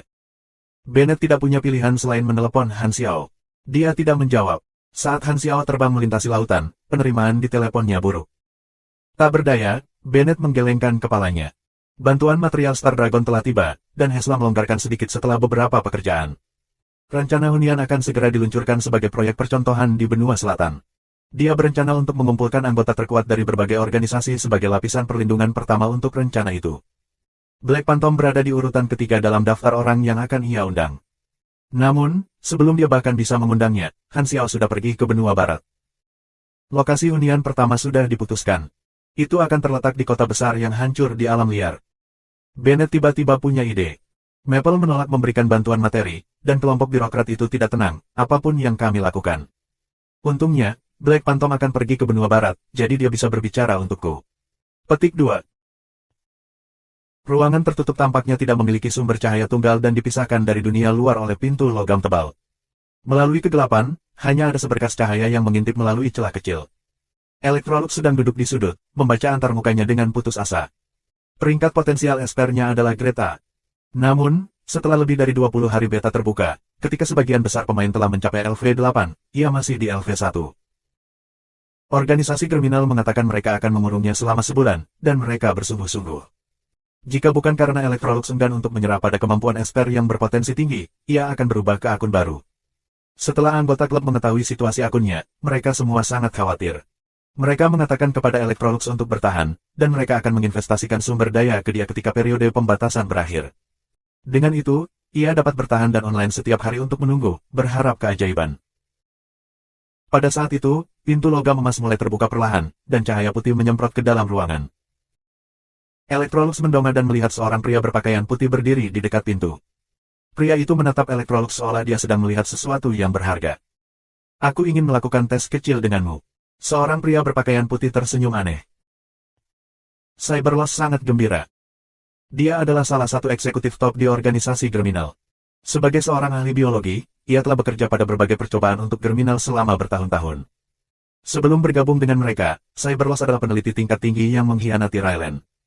Dia gila, dan pikirannya selalu penuh dengan ide-ide gila. Bahkan sebagai sesama manusia, mustahil untuk menghentikan dorongan kuatnya untuk membedah tubuh manusia lainnya. Dia juga tidak peduli dengan prinsip-prinsip dan akan bergabung dengan siapapun yang bersedia membantunya dengan sumber daya. Pada akhirnya, ia bergabung dengan organisasi Germinal. Karena itu, Germinal mendukung Cyberloss untuk bereksperimen pada ide-idenya yang gila dengan mensponsori dia dengan materi. Dia bertanggung jawab atas Valkyrie, Super Soldier, dan Genetic Improvement, semua proyek yang sama sekali tidak etis. Bahkan ada eksperimen lebih jahat lagi, dan hanya dengan menyebutkan nama-namanya, itu akan membuat orang normal jijik dan orang gila menjadi bersemangat. Misalnya, pemulihan hibrida lintas spesies, Human-Animal Fusion. Melalui penelitian bertahun-tahun, Cyberloss telah melakukan lebih dari 100 percobaan dan melihat ribuan spesimen manusia yang istimewa dan berbakat. Di antaranya, Cyberloss sangat gembira dengan dua spesimen ini, dan keduanya espers. Salah satunya memiliki sumsum tulang yang memiliki fungsi penyembuhan luar biasa. Bahkan bisa menghidupkan kembali ribuan mayat. Namun, karena jiwa-jiwa tidak ada dalam tubuh ini, tubuh tidak akan benar-benar dihidupkan kembali. Itu juga pertama kalinya ketika Cyberloss menemukan gagasan jiwa. Dia bereksperimen lebih banyak, tetapi karena kurangnya teknologi pada Aquamarine, dia tidak dapat mengumpulkan jiwa. Orang lain memiliki kekuatan yang dapat mengganggu takdir. Itu juga hal paling luar biasa yang pernah disaksikan Cyberloss. Orang ini dapat mengganggu jalannya acara hanya dengan berkomentar. Itu adalah sesuatu yang bahkan lebih sulit untuk dijelaskan dibandingkan dengan jiwa. Kemampuan khusus ini hanya dapat digunakan ketika seseorang jernih dan terjaga. Sebuah tes membuktikan bahwa itu tidak dapat bekerja dengan hipnotisme. Orang ini dikunci sepanjang waktu dan dipaksa memakai moncong, yang mencegahnya berbicara. Karena kelalaian di masa lalu, banyak insiden menakutkan telah terjadi, dan insiden terbaru terjadi setahun yang lalu, ketika orang ini berkomentar bahwa bencana akan terjadi pada Germinal. Dengan itu, organisasi Germinal memang mengalami pukulan yang menyakitkan. Sedangkan untuk Electrolux, ia adalah spesimen ketiga yang menarik bagi Cyberloss. Cyberloss membaca kembali dan meneliti buku harian itu. Hari 1, subjek dikirim ke ruang terbatas, dipantau sepanjang waktu, termasuk menggunakan pemantauan kamera night vision. Makan 3 kali sehari pada jam 7 pagi, 11 pagi, dan 7 malam tanpa waktu relaksasi. Subjek tampak cemas tetapi belum menunjukkan efek setelah sesi pencucian otak. Pengamatan awal menunjukkan bahwa subjek memiliki kekebalan. Disarankan untuk melakukan uji kepatuhan pada subjek. Hari 2:8 pagi, melewati tes kepatuhan. Hasil menunjukkan bahwa subjek sangat patuh. Lulus semua tes, dan poligraf tidak menunjukkan abnormalitas apapun. Subjek telah menerima identitas baru dari pencucian otak. 11 malam, kelainan mulai terlihat. Subjek telah menghilang, dan tidak ada tanda-tanda kerusakan yang diamati di ruang terbatas. Pencarian dilakukan, subjek tidak ditemukan. Hari 4, subjek muncul kembali di ruang terbatas, lokasi yang sama di mana dia menghilang, tanpa peringatan. Rekaman data, lampiran 001. Kami segera mengendalikan subjek dan menginterogasi tentang alasan dibalik kepergiannya dan apa yang dia temui setelah dia menghilang. Subjek tampak bingung, dan interogasi direkam dalam lampiran 002. Meningkatkan pemantauan pada subjek. Hari 6, menggunakan hipnotisme untuk memeriksa apakah dia berbohong, dan subjek berbicara omong kosong. Cuplikan, lampiran 003. Di malam hari, subjek menghilang lagi. Hari 8, subjek muncul kembali. Diinterogasi dan dihipnotis, detail, lampiran 004. Pada jam 8 malam, pembedahan dilakukan untuk mengamati biologi, dan fisiologinya tampak normal. Kesimpulan bedah, lampiran 005. Petik 2. Buku harian pengamatan berisi pengamatan dari 22 hari. Beberapa gelandangan di Andrea Mainland juga tampaknya memiliki gejala yang sama dengan Electrolux. Karena itu, ini menarik perhatian Germinal. Mereka tetap diam dan terus mengamati secara diam-diam. Abadi, mampu membangkitkan, muncul entah dari mana, asal tidak diketahui. Jika itu hanya satu orang, tidak ada alasan untuk khawatir. Namun, ribuan orang telah menunjukkan gejala yang sama, dan jumlah ini masih meningkat, seolah-olah menyebar seperti penyakit menular. Pemimpin prihatin dan membuat Cyberloss bertugas melakukan berbagai percobaan di Electrolux. Electrolux dijepit di tengah oleh para penjaga dan dibawa ke ruang operasi. Berbaring di atas meja operasi, ia diberi tugas operasi. Organisasi Germinal telah mencuci otaknya. Karena itu, dia pikir semua perintah yang diberikan adalah misi wajib dan pelanggaran akan mengakibatkan hukuman berat. Electrolux hanya bisa mematuhi instruksi, dan dia merasa frustrasi. Cyberloss mengenakan gaun operasinya dan mulai membedah Electrolux. Electrolux diberi anestesi dan tidak bisa bergerak. Yang bisa ia lakukan hanyalah menonton pisau bergerak di sekujur tubuhnya. Ketika dia menyadari dia sedang dibedah, sistem tubuhnya mulai bereaksi ketika operasi dimulai. Garis bawah garis bawah garis bawah. Kamu meninggal. Garis bawah garis bawah garis bawah. Electrolux menjadi bisu, dan dia dihidupkan kembali di kamar setelah 10 detik. Apa yang ada di dunia? Apakah aku dibedah dan dicoba? Electrolux membeku. Dia telah kehilangan satu kebangkitan untuk minggu itu. Namun, XP-nya tidak berkurang, dan itu mungkin karena dia sekarat dalam keadaan khusus. Ini adalah pertama kalinya dia menghadapi situasi seperti itu. Di masa lalu, ketika dia bermain game online virtual lainnya, NPC tidak peduli dengan kemampuan khusus yang dimiliki pemain, yang menyebabkan banyak orang mengeluh tentang hal itu. Pemain yang lebih kreatif bahkan berpikir membedah orang-orang ini untuk mempelajarinya. Dia tidak percaya ini terjadi di galaksi. Cyberloss menyaksikan seluruh prosedur di mana Electrolux menghilang dan kemudian muncul kembali. Itu terjadi dalam sepersekian detik, dan noda darah masih bisa dilihat di ruang operasi. Kamu, tidak, makhluk macam apa kamu? Mata Cyberloss berbinar. Electrolux tiba-tiba merasa ingin menarik lelucon. Apa yang akan terjadi jika aku mengatakan yang sebenarnya? Dunia tempat tinggalmu hanyalah sebuah permainan. Aku hanya seorang pemain. Petik 2. Yang mengejutkan, Electrolux menyadari bahwa apapun yang dia coba katakan menjadi omong kosong. Dia tidak mau berhenti berusaha, tetapi dia menyadari bahwa jika dia ingin mengungkapkan informasi tentang dunia nyata, sistem akan mengubah kata-katanya. Cyberloss menggelengkan kepalanya. Itu sama dengan catatan hipnosis, semua omong kosong. Electrolux terkejut mengetahui bahwa NPC dapat mengetahui keunikan seorang pemain. Ini harus diberi kode oleh pengembang dalam upaya mensimulasikan karakter yang lebih realistis. Ini sangat nyata. Electrolux kaget. Itu membuatnya merasa seolah-olah NPC adalah orang yang nyata. Galaxy adalah game yang realistis. Dia akhirnya mengerti nama untuk edisi Galaxy 1.0. Pengembang ingin memungkinkan para pemain untuk menjadi advent, untuk menjadi orang pertama yang mengalami dunia realistis lain. Karena itu, mereka tidak mengizinkan para pemain untuk mengungkapkan kebenaran dari kenyataan jika mereka merusak perasaan realistis. Dia kemudian ingat game online lama. Ada juga dua kubu pemain, dan para pemain dari kubu berbeda tidak diizinkan untuk berkomunikasi. Tampaknya itu disebut dunia binatang.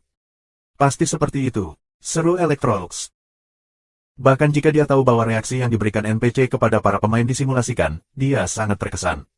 Selain tanggung jawabnya sebagai pemain profesional, Electrolux telah membentuk minat besar pada galaksi. Dia bahkan mengantisipasi apa yang akan terjadi selanjutnya. Akan ada semakin banyak pemain, bagaimana NPC ini bereaksi. Para penjaga membawa Electrolux kembali, dan Cyberloss tinggal di laboratorium dan mengumpulkan jejak darah di meja operasi. Hasil tes sangat berbeda dari orang biasa, menyebabkan matanya berkedip karena penasaran. Katakanlah kejadian ini adalah penampakan fenomena alien. Tetapi mengapa fenomena ini terjadi di sini, dan mengapa ia menyebar? Sebagian besar alien muncul dari udara tipis, dan tidak ada catatan database, kecuali ada kelahiran peradaban baru. Mungkinkah ada proyeksi dari spesies cerdas lain? Petik 2.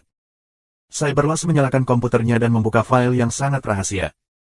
Dia memverifikasi menggunakan sidik jarinya, irisnya, dan kata sandi, yang diubah setiap hari, sebelum membuka dokumen Perjanjian Universal edisi revisi ke-7.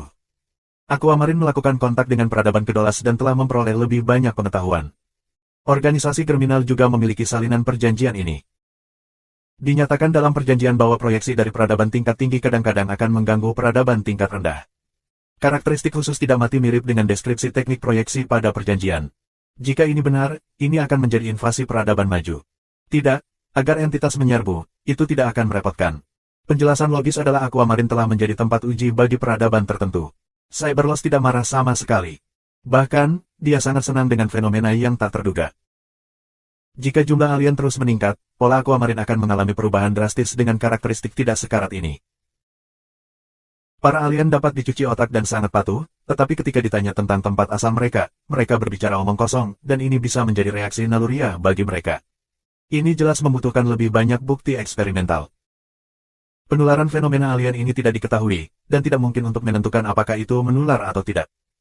Hasil tes itu normal, dan kejadian untuk fenomena ini tidak dapat dijelaskan, itu bisa berupa kemampuan unik, penyakit, atau mutasi genetik. Yang menarik adalah bahwa tidak ada kebiasaan tidur yang abnormal telah diamati. Dari waktu ke waktu, penghilangan bisa menjadi mode tidur para alien. Beberapa alien memiliki kemampuan lain, kekuatan mereka lemah, dan mereka tampaknya memiliki potensi untuk alasan yang tidak diketahui lainnya. Apakah penampilan alien jangka panjang atau jangka pendek? Apakah jumlahnya akan terus meningkat? Apakah ada kemungkinan binatang itu menginfeksi alien? Dalam jangka panjang, tampaknya ada beberapa bahaya dengan fenomena alien ini, dan perlu untuk menerapkan beberapa tindakan pencegahan sedini mungkin. Menuliskan kesimpulannya, Cyberloss menyerahkan laporan itu kepada pemimpinnya. Pandangan dunia pemimpinnya juga sedikit terpengaruh, tetapi untungnya, dia bertekad. Karena berbagai macam expert di sekitar, bahkan rata-rata orang sangat ulet, sehingga mereka terbiasa dengan semua jenis fenomena aneh. 6 negara akan memperhatikan alien cepat atau lambat. Dengan fenomena ini terjadi, fakta bahwa mereka adalah musuh kita tidak begitu penting. Mereka pasti akan menghubungi peradaban antar bintang untuk menanyakan alasan terjadinya ini dan tidak akan punya waktu untuk memulai perang. Artinya, kita punya waktu untuk bernafas. Petik 2. Pemimpin itu sangat ingin tahu tentang penampilan alien, tetapi dia tidak dapat menghubungi peradaban antar bintang. Namun, dia melihat ada masalah penting, para alien sebenarnya bisa dicuci otak, dan mereka sangat patuh. Dengan demikian, ia mencapai kesimpulan alami. Mereka adalah umpan meriam alami. Andrea Daratan adalah wilayah organisasi kriminal, dan pemimpin memerintahkan orang untuk membawa kembali spesimen penelitian ke cuci otak. Ada juga alien yang muncul di 3 benua lainnya. Sayang sekali bahwa submarkas telah dicopot, dan tidak ada yang menangkap mereka. Pemimpin hanya menyadari sekarang bahwa mereka telah kehilangan kesempatan karena Zero. Dia sangat marah sehingga giginya sakit, dan dia bahkan ingin memanfaatkan anak nasib untuk mengunci posisi 0, tetapi dia belum membuat keputusan untuk mengambil risiko. Aku tidak tahu bagaimana peradaban antar bintang memandang fenomena ini, apakah ini jarang atau umum. Ada 4 desa pemula baru di benua barat, dan beta publik telah dibuka selama lebih dari 20 hari. Level rata-rata para pemain juga telah mencapai LV10, jadi Han Xiao siap memasukkan teknik pelatihan energi ke dalam daftar keterampilan. Harga yang diminta adalah 10.000 pengalaman dan 3.000 dolar aquamarine. Beberapa pemain mampu membelinya. Pesawat telah mendarat di pangkalan utama Fabian di benua barat, dan karena iklim benua barat sangat dingin, Han Xiao merasa tidak nyaman ketika pertama kali menghirup udara. Beberapa hari ini, ia menciptakan bagian-bagian dari baju besi piton menggunakan kerangka yang dibentuk oleh penol nanosynthetic fiber. Itu tampak seperti celana ketat hitam tebal, dan lapisan luarnya seperti otot. Han Xiao mencobanya sekali, dan itu ringan. Dia telah menemukan atribut fisiknya membaik. Sebagai contoh, ketika melempar pukulan, serat akan meregang dan memutar ke arah pukulan, meningkatkan kekuatan serangan. Itu mirip dengan mendapatkan satu set otot dan tendon baru, tetapi ini lebih fleksibel, dan pengguna dapat melakukan apapun yang mereka inginkan. Pada tahap debugging, penting untuk mencegah hilangnya daya dengan material lain. Han Xiao telah menghabiskan sedikit pengalaman, menggunakan Advanced Material Science dengan pengetahuan lain, untuk mendapatkan materi tertentu. Sistem tenaga adalah yang paling penting untuk kerangka Mesha. Mini Reaction Furnace, Bonfire, adalah peralatan lain untuk kemajuan. Penjualnya tampaknya berada di benua barat, jadi Han Xiao telah memilih untuk datang ke sini. Mesha adalah cara cepat untuk meningkatkan kekuatan tempur, dan selama dia bisa menciptakan Mesha ringan piton, kekuatan tempurnya bisa meningkat dengan lompatan besar. Aku akan pergi ke desa pemula dan mengumpulkan beberapa pengalaman terlebih dahulu. Han Xiao menandai lokasi di peta dan menyerahkannya kepada sopir. Saat itu juga, ponselnya berdengung. Dia membukanya dan ternyata menjadi pesan dari Pakta Darah. Black Phantom, ini adalah hadiah dari Darknet. Misi kamu adalah menyelinap ke kediaman beberapa pejabat Maple dan meninggalkan dokumen tertentu di sana. Seseorang akan menemui kamu di benua barat dan memberi kamu dokumen yang kamu perlukan, termasuk informasi spesifik lokasi dan beberapa pejabat Maple. Petik 2. Han Xiao mengangkat alis dan memanggil Bennett. Hei, kamu sedang apa? Sangat bermanfaat untuk mengenal seseorang di atas karena satu panggilan telepon bisa memberikan informasi kepadanya. Maple tidak mau memberikan bantuan, dan itu karena beberapa pejabat ini menghalangi. Kamu tahu situasi di Maple, kita akan menyentuh perbendaharaan para pejabat ini, jadi mereka dengan keras menentang kita. Petik 2. Bantuan apa? Han Xiao mengangkat alis saat dia memiliki kecenderungan. Aku belum menyebutkannya padamu, tetapi organisasi ini merencanakan proyek berskala besar, tempat berlindung.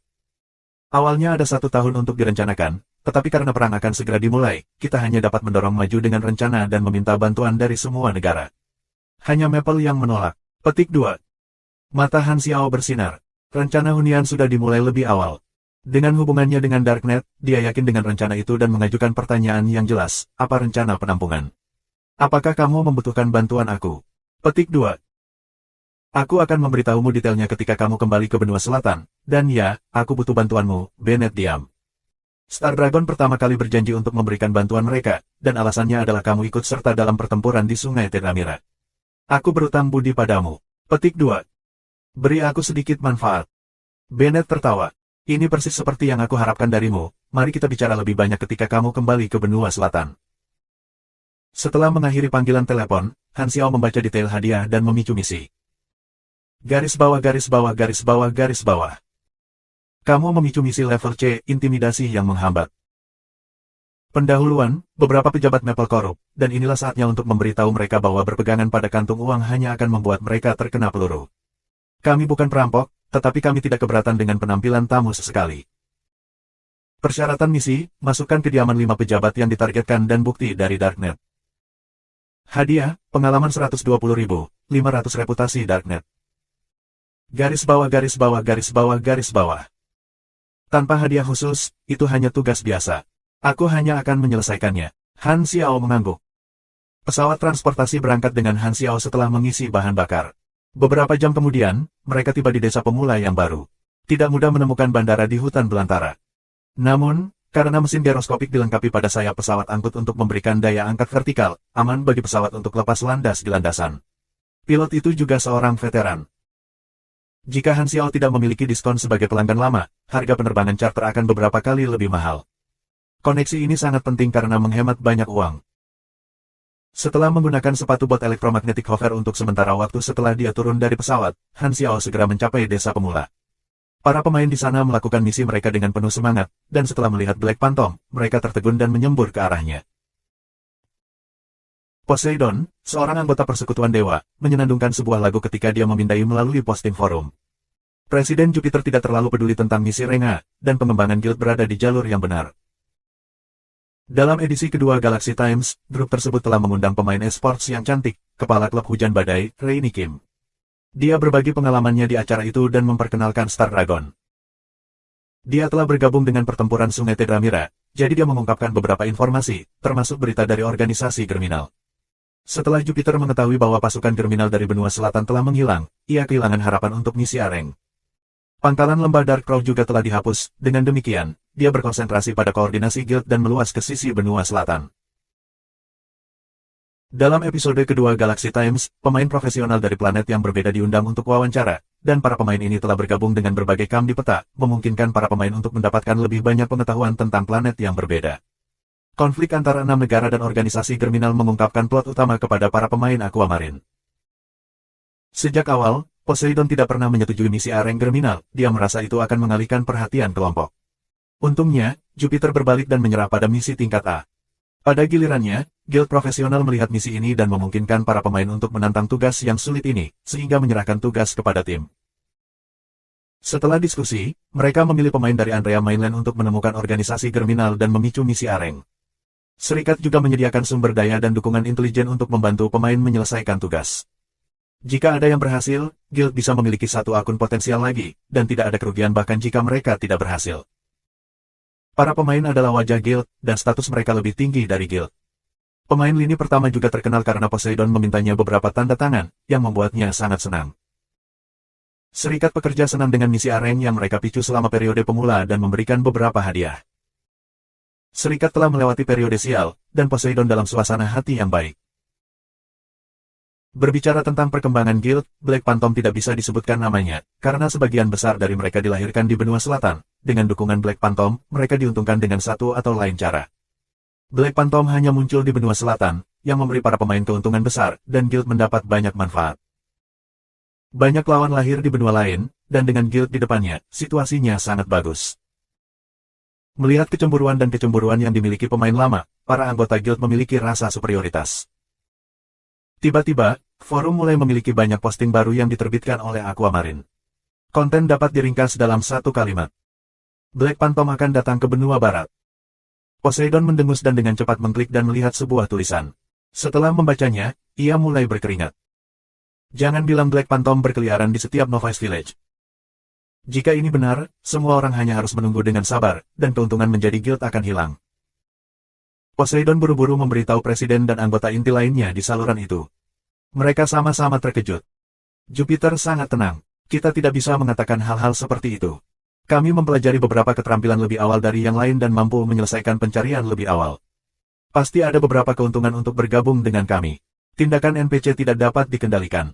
Jangan mencoba memaksakan sesuatu. Petik 2. Setelah mendengar apa yang dikatakan presiden, semua orang menjadi tenang. Poseidon melirik forum lagi dan tiba-tiba berteriak, "Apa? Lihat posting ini." "Apa?" Jupiter meragukan pos itu. Itu adalah tangkapan layar dari daftar keterampilan Han Xiao, dan fokusnya adalah pada metode pelatihan energi. Melihat efek skill, semua orang terpana. Gaib. Energi adalah atribut utama. Ini secara langsung mempengaruhi kekuatan tempur. Dan dengan energi pemain pemula yang sangat buruk, mereka biasanya tidak dapat mendukung konsumsi Esper. Esper pasti membutuhkan keterampilan ini. Jupiter adalah seorang Esper. Dia berubah cemburu dan tiba-tiba menyadari masalah serius. Tunggu sebentar. Ketika kami berada di benua selatan, Pantom Hitam tidak mengajari kami keterampilan ini. Petik 2. Semua orang berdiri diam.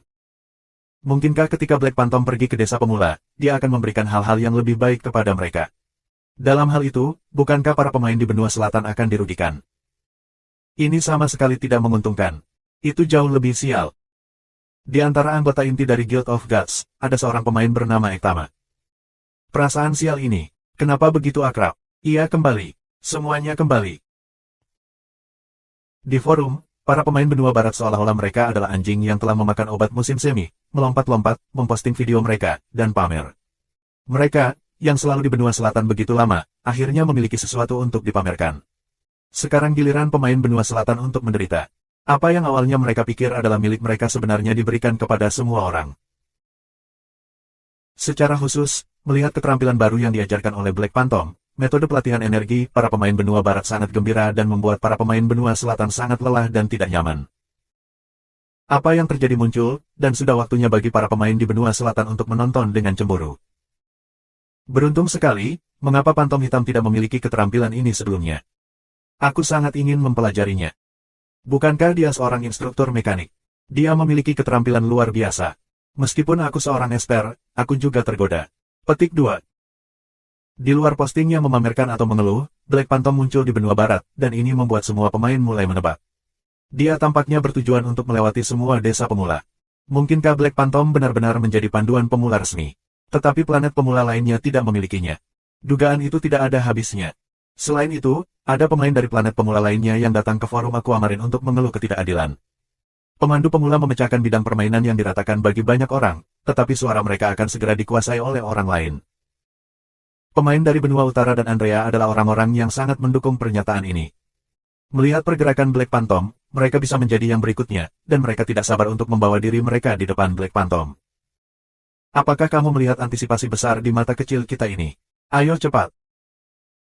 Para pemain benua barat hampir merayakan seperti itu adalah sebuah festival. Beberapa dari mereka yang akan meninggalkan desa pemula untuk menjelajahi peta segera kembali ke tempat mereka mendengar berita tentang Black Phantom. Mereka buru-buru kembali ke desa mereka, menunggu kedatangan Black Phantom dengan penuh kegembiraan. Metode pelatihan energi menjadi kegemaran. Tidak hanya beberapa pemain yang ingin mengubah kelas, bahkan esper datang untuk mempelajari keterampilan. Sementara harga yang diminta sangat tinggi, keterampilan ajaib ini layak untuk menjual setiap aset seseorang. Pemain esper sangat dibutuhkan untuk meningkatkan energi mereka, dan bagi mereka, metode pelatihan energi itu seperti pil Viagra. Itu memungkinkan mereka bertahan lebih lama, dan perbedaannya adalah antara selisih 3 menit dan 3 detik. Meski pendek, konsepnya sama sekali berbeda. Inilah perbedaan antara satu dan banyak, antara surga dan bumi. Han Xiao sudah meramalkan situasi seperti ini, dalam kemajuan pertama, semua orang akan belajar teknik pelatihan energi. Namun, para pemain tidak menyadari bahwa untuk pemain di LV8 atau 9, ini adalah keterampilan ajaib. Kekuatan tambahan melebihi apapun yang diterima pemain untuk peningkatan mereka.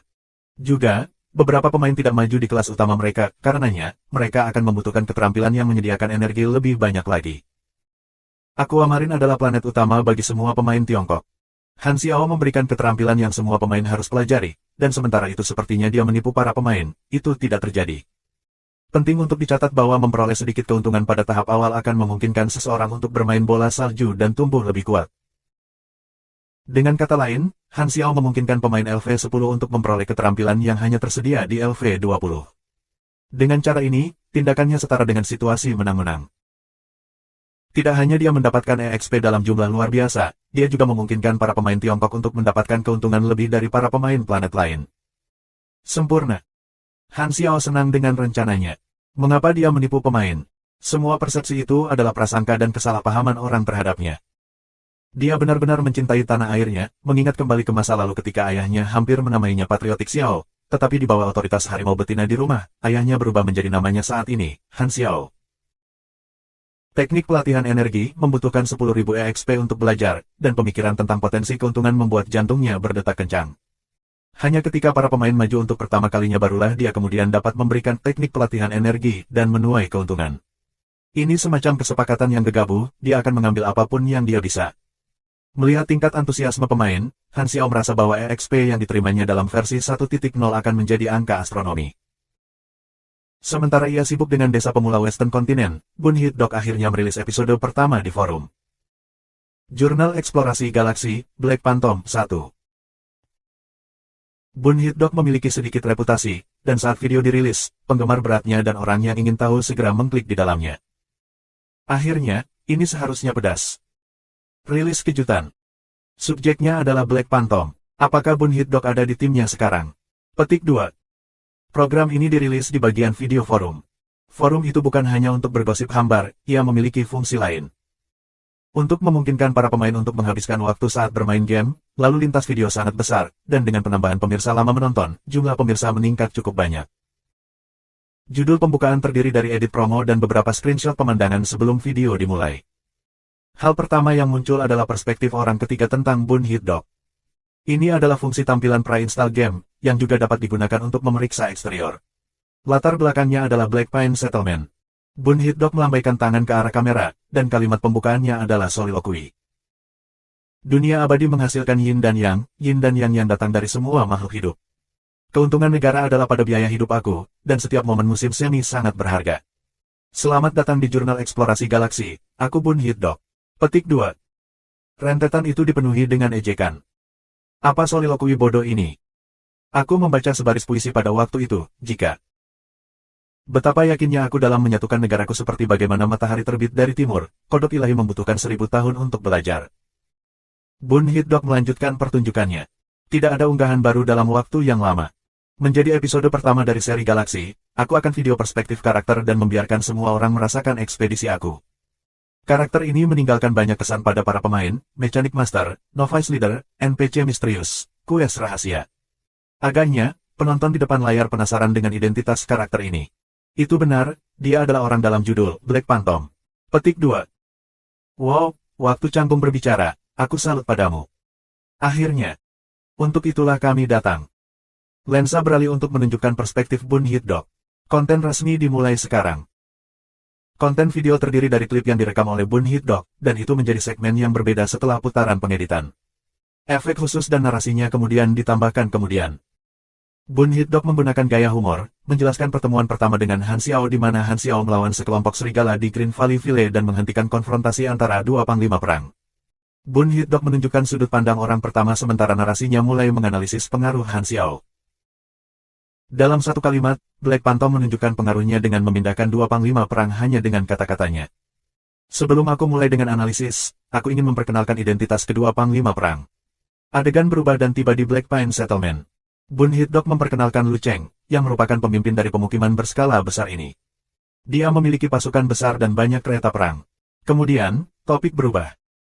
Lu Cheng memiliki kekuatan yang sangat besar, namun dia takut pada Black Phantom. Lalu, dari mana tepatnya pengaruh Phantom hitam berasal? Dengarkan dengan cermat apa yang harus aku, Brother Bun, ucapkan. Dia menggunakan Lu Cheng sebagai umpan untuk memajukan intrik yang dimiliki penonton terhadap Black Phantom. Hasilnya luar biasa. Frenzied Sword bertindak sebagai tamu terhormat dan muncul di acara ini. Dia menganalisis identitas Han Xiao dalam percakapan mereka dan perlahan menyentuh ujung gunung es asal misterius Han Xiao.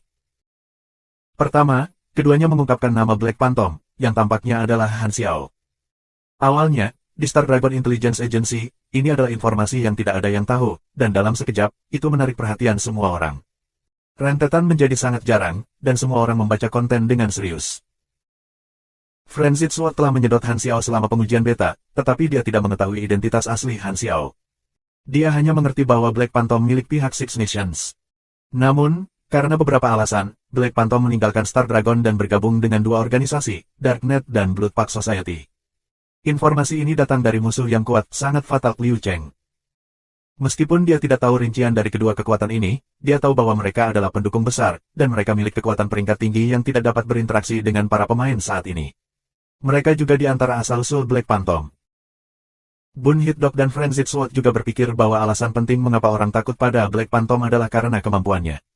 Dengan peringkat pemain saat ini, mereka tidak dapat melihat statistik yang tepat dari karakter peringkat tinggi. Namun, mereka telah menyaksikan Han Xiao membunuh NPC lain sangat fatal lebih dari sekali, dan berdasarkan itu, mereka merasa di antara NPC, kemampuan Black Phantom berada di puncak. Menjadi musuh dengan Germinal adalah gol terbesar yang ditampilkan Black Phantom saat ini. Karena kurangnya petunjuk, mereka tidak dapat memahami alasan di balik konflik Black Phantom dan Germinal. Frenzied Sword sebenarnya membocorkan situasi pengujian beta. Dari pengujian beta ke pengujian publik, permainan melewati lebih dari 3 bulan, dan Han Xiao telah mengambil persona baru dan menjadi Black Phantom. Saat informasi ini dirilis, segera membangkitkan keingintahuan penonton. Apa yang sebenarnya dialami yang membuatnya menjadi Black Phantom hari ini? Semuanya hanya asumsi tanpa bukti. Acara itu tidak jelas, dan niat Bun Hit Dog sebenarnya adalah untuk membuang pertanyaan ini untuk bertindak sebagai pengait acara untuk menarik keingintahuan penonton. Melanjutkan, Bun Hit Dog dan Frenzied Sword mendiskusikan tindakan Pantom Hitam menjelajahi desa-desa pemula dan setuju bahwa ini adalah bukti yang menentukan bahwa Black Phantom adalah pemimpin pemula. Setelah 20 hari hiburan, para pemain menyadari bahwa tindakan dan pikiran NPC sangat nyata, dan Black Phantom akan mengejutkan para pemain secara konsisten. Untuk alasan apa Black Phantom sering berinteraksi dengan para pemain dan juga melibatkan dirinya dalam rencana yang jelas.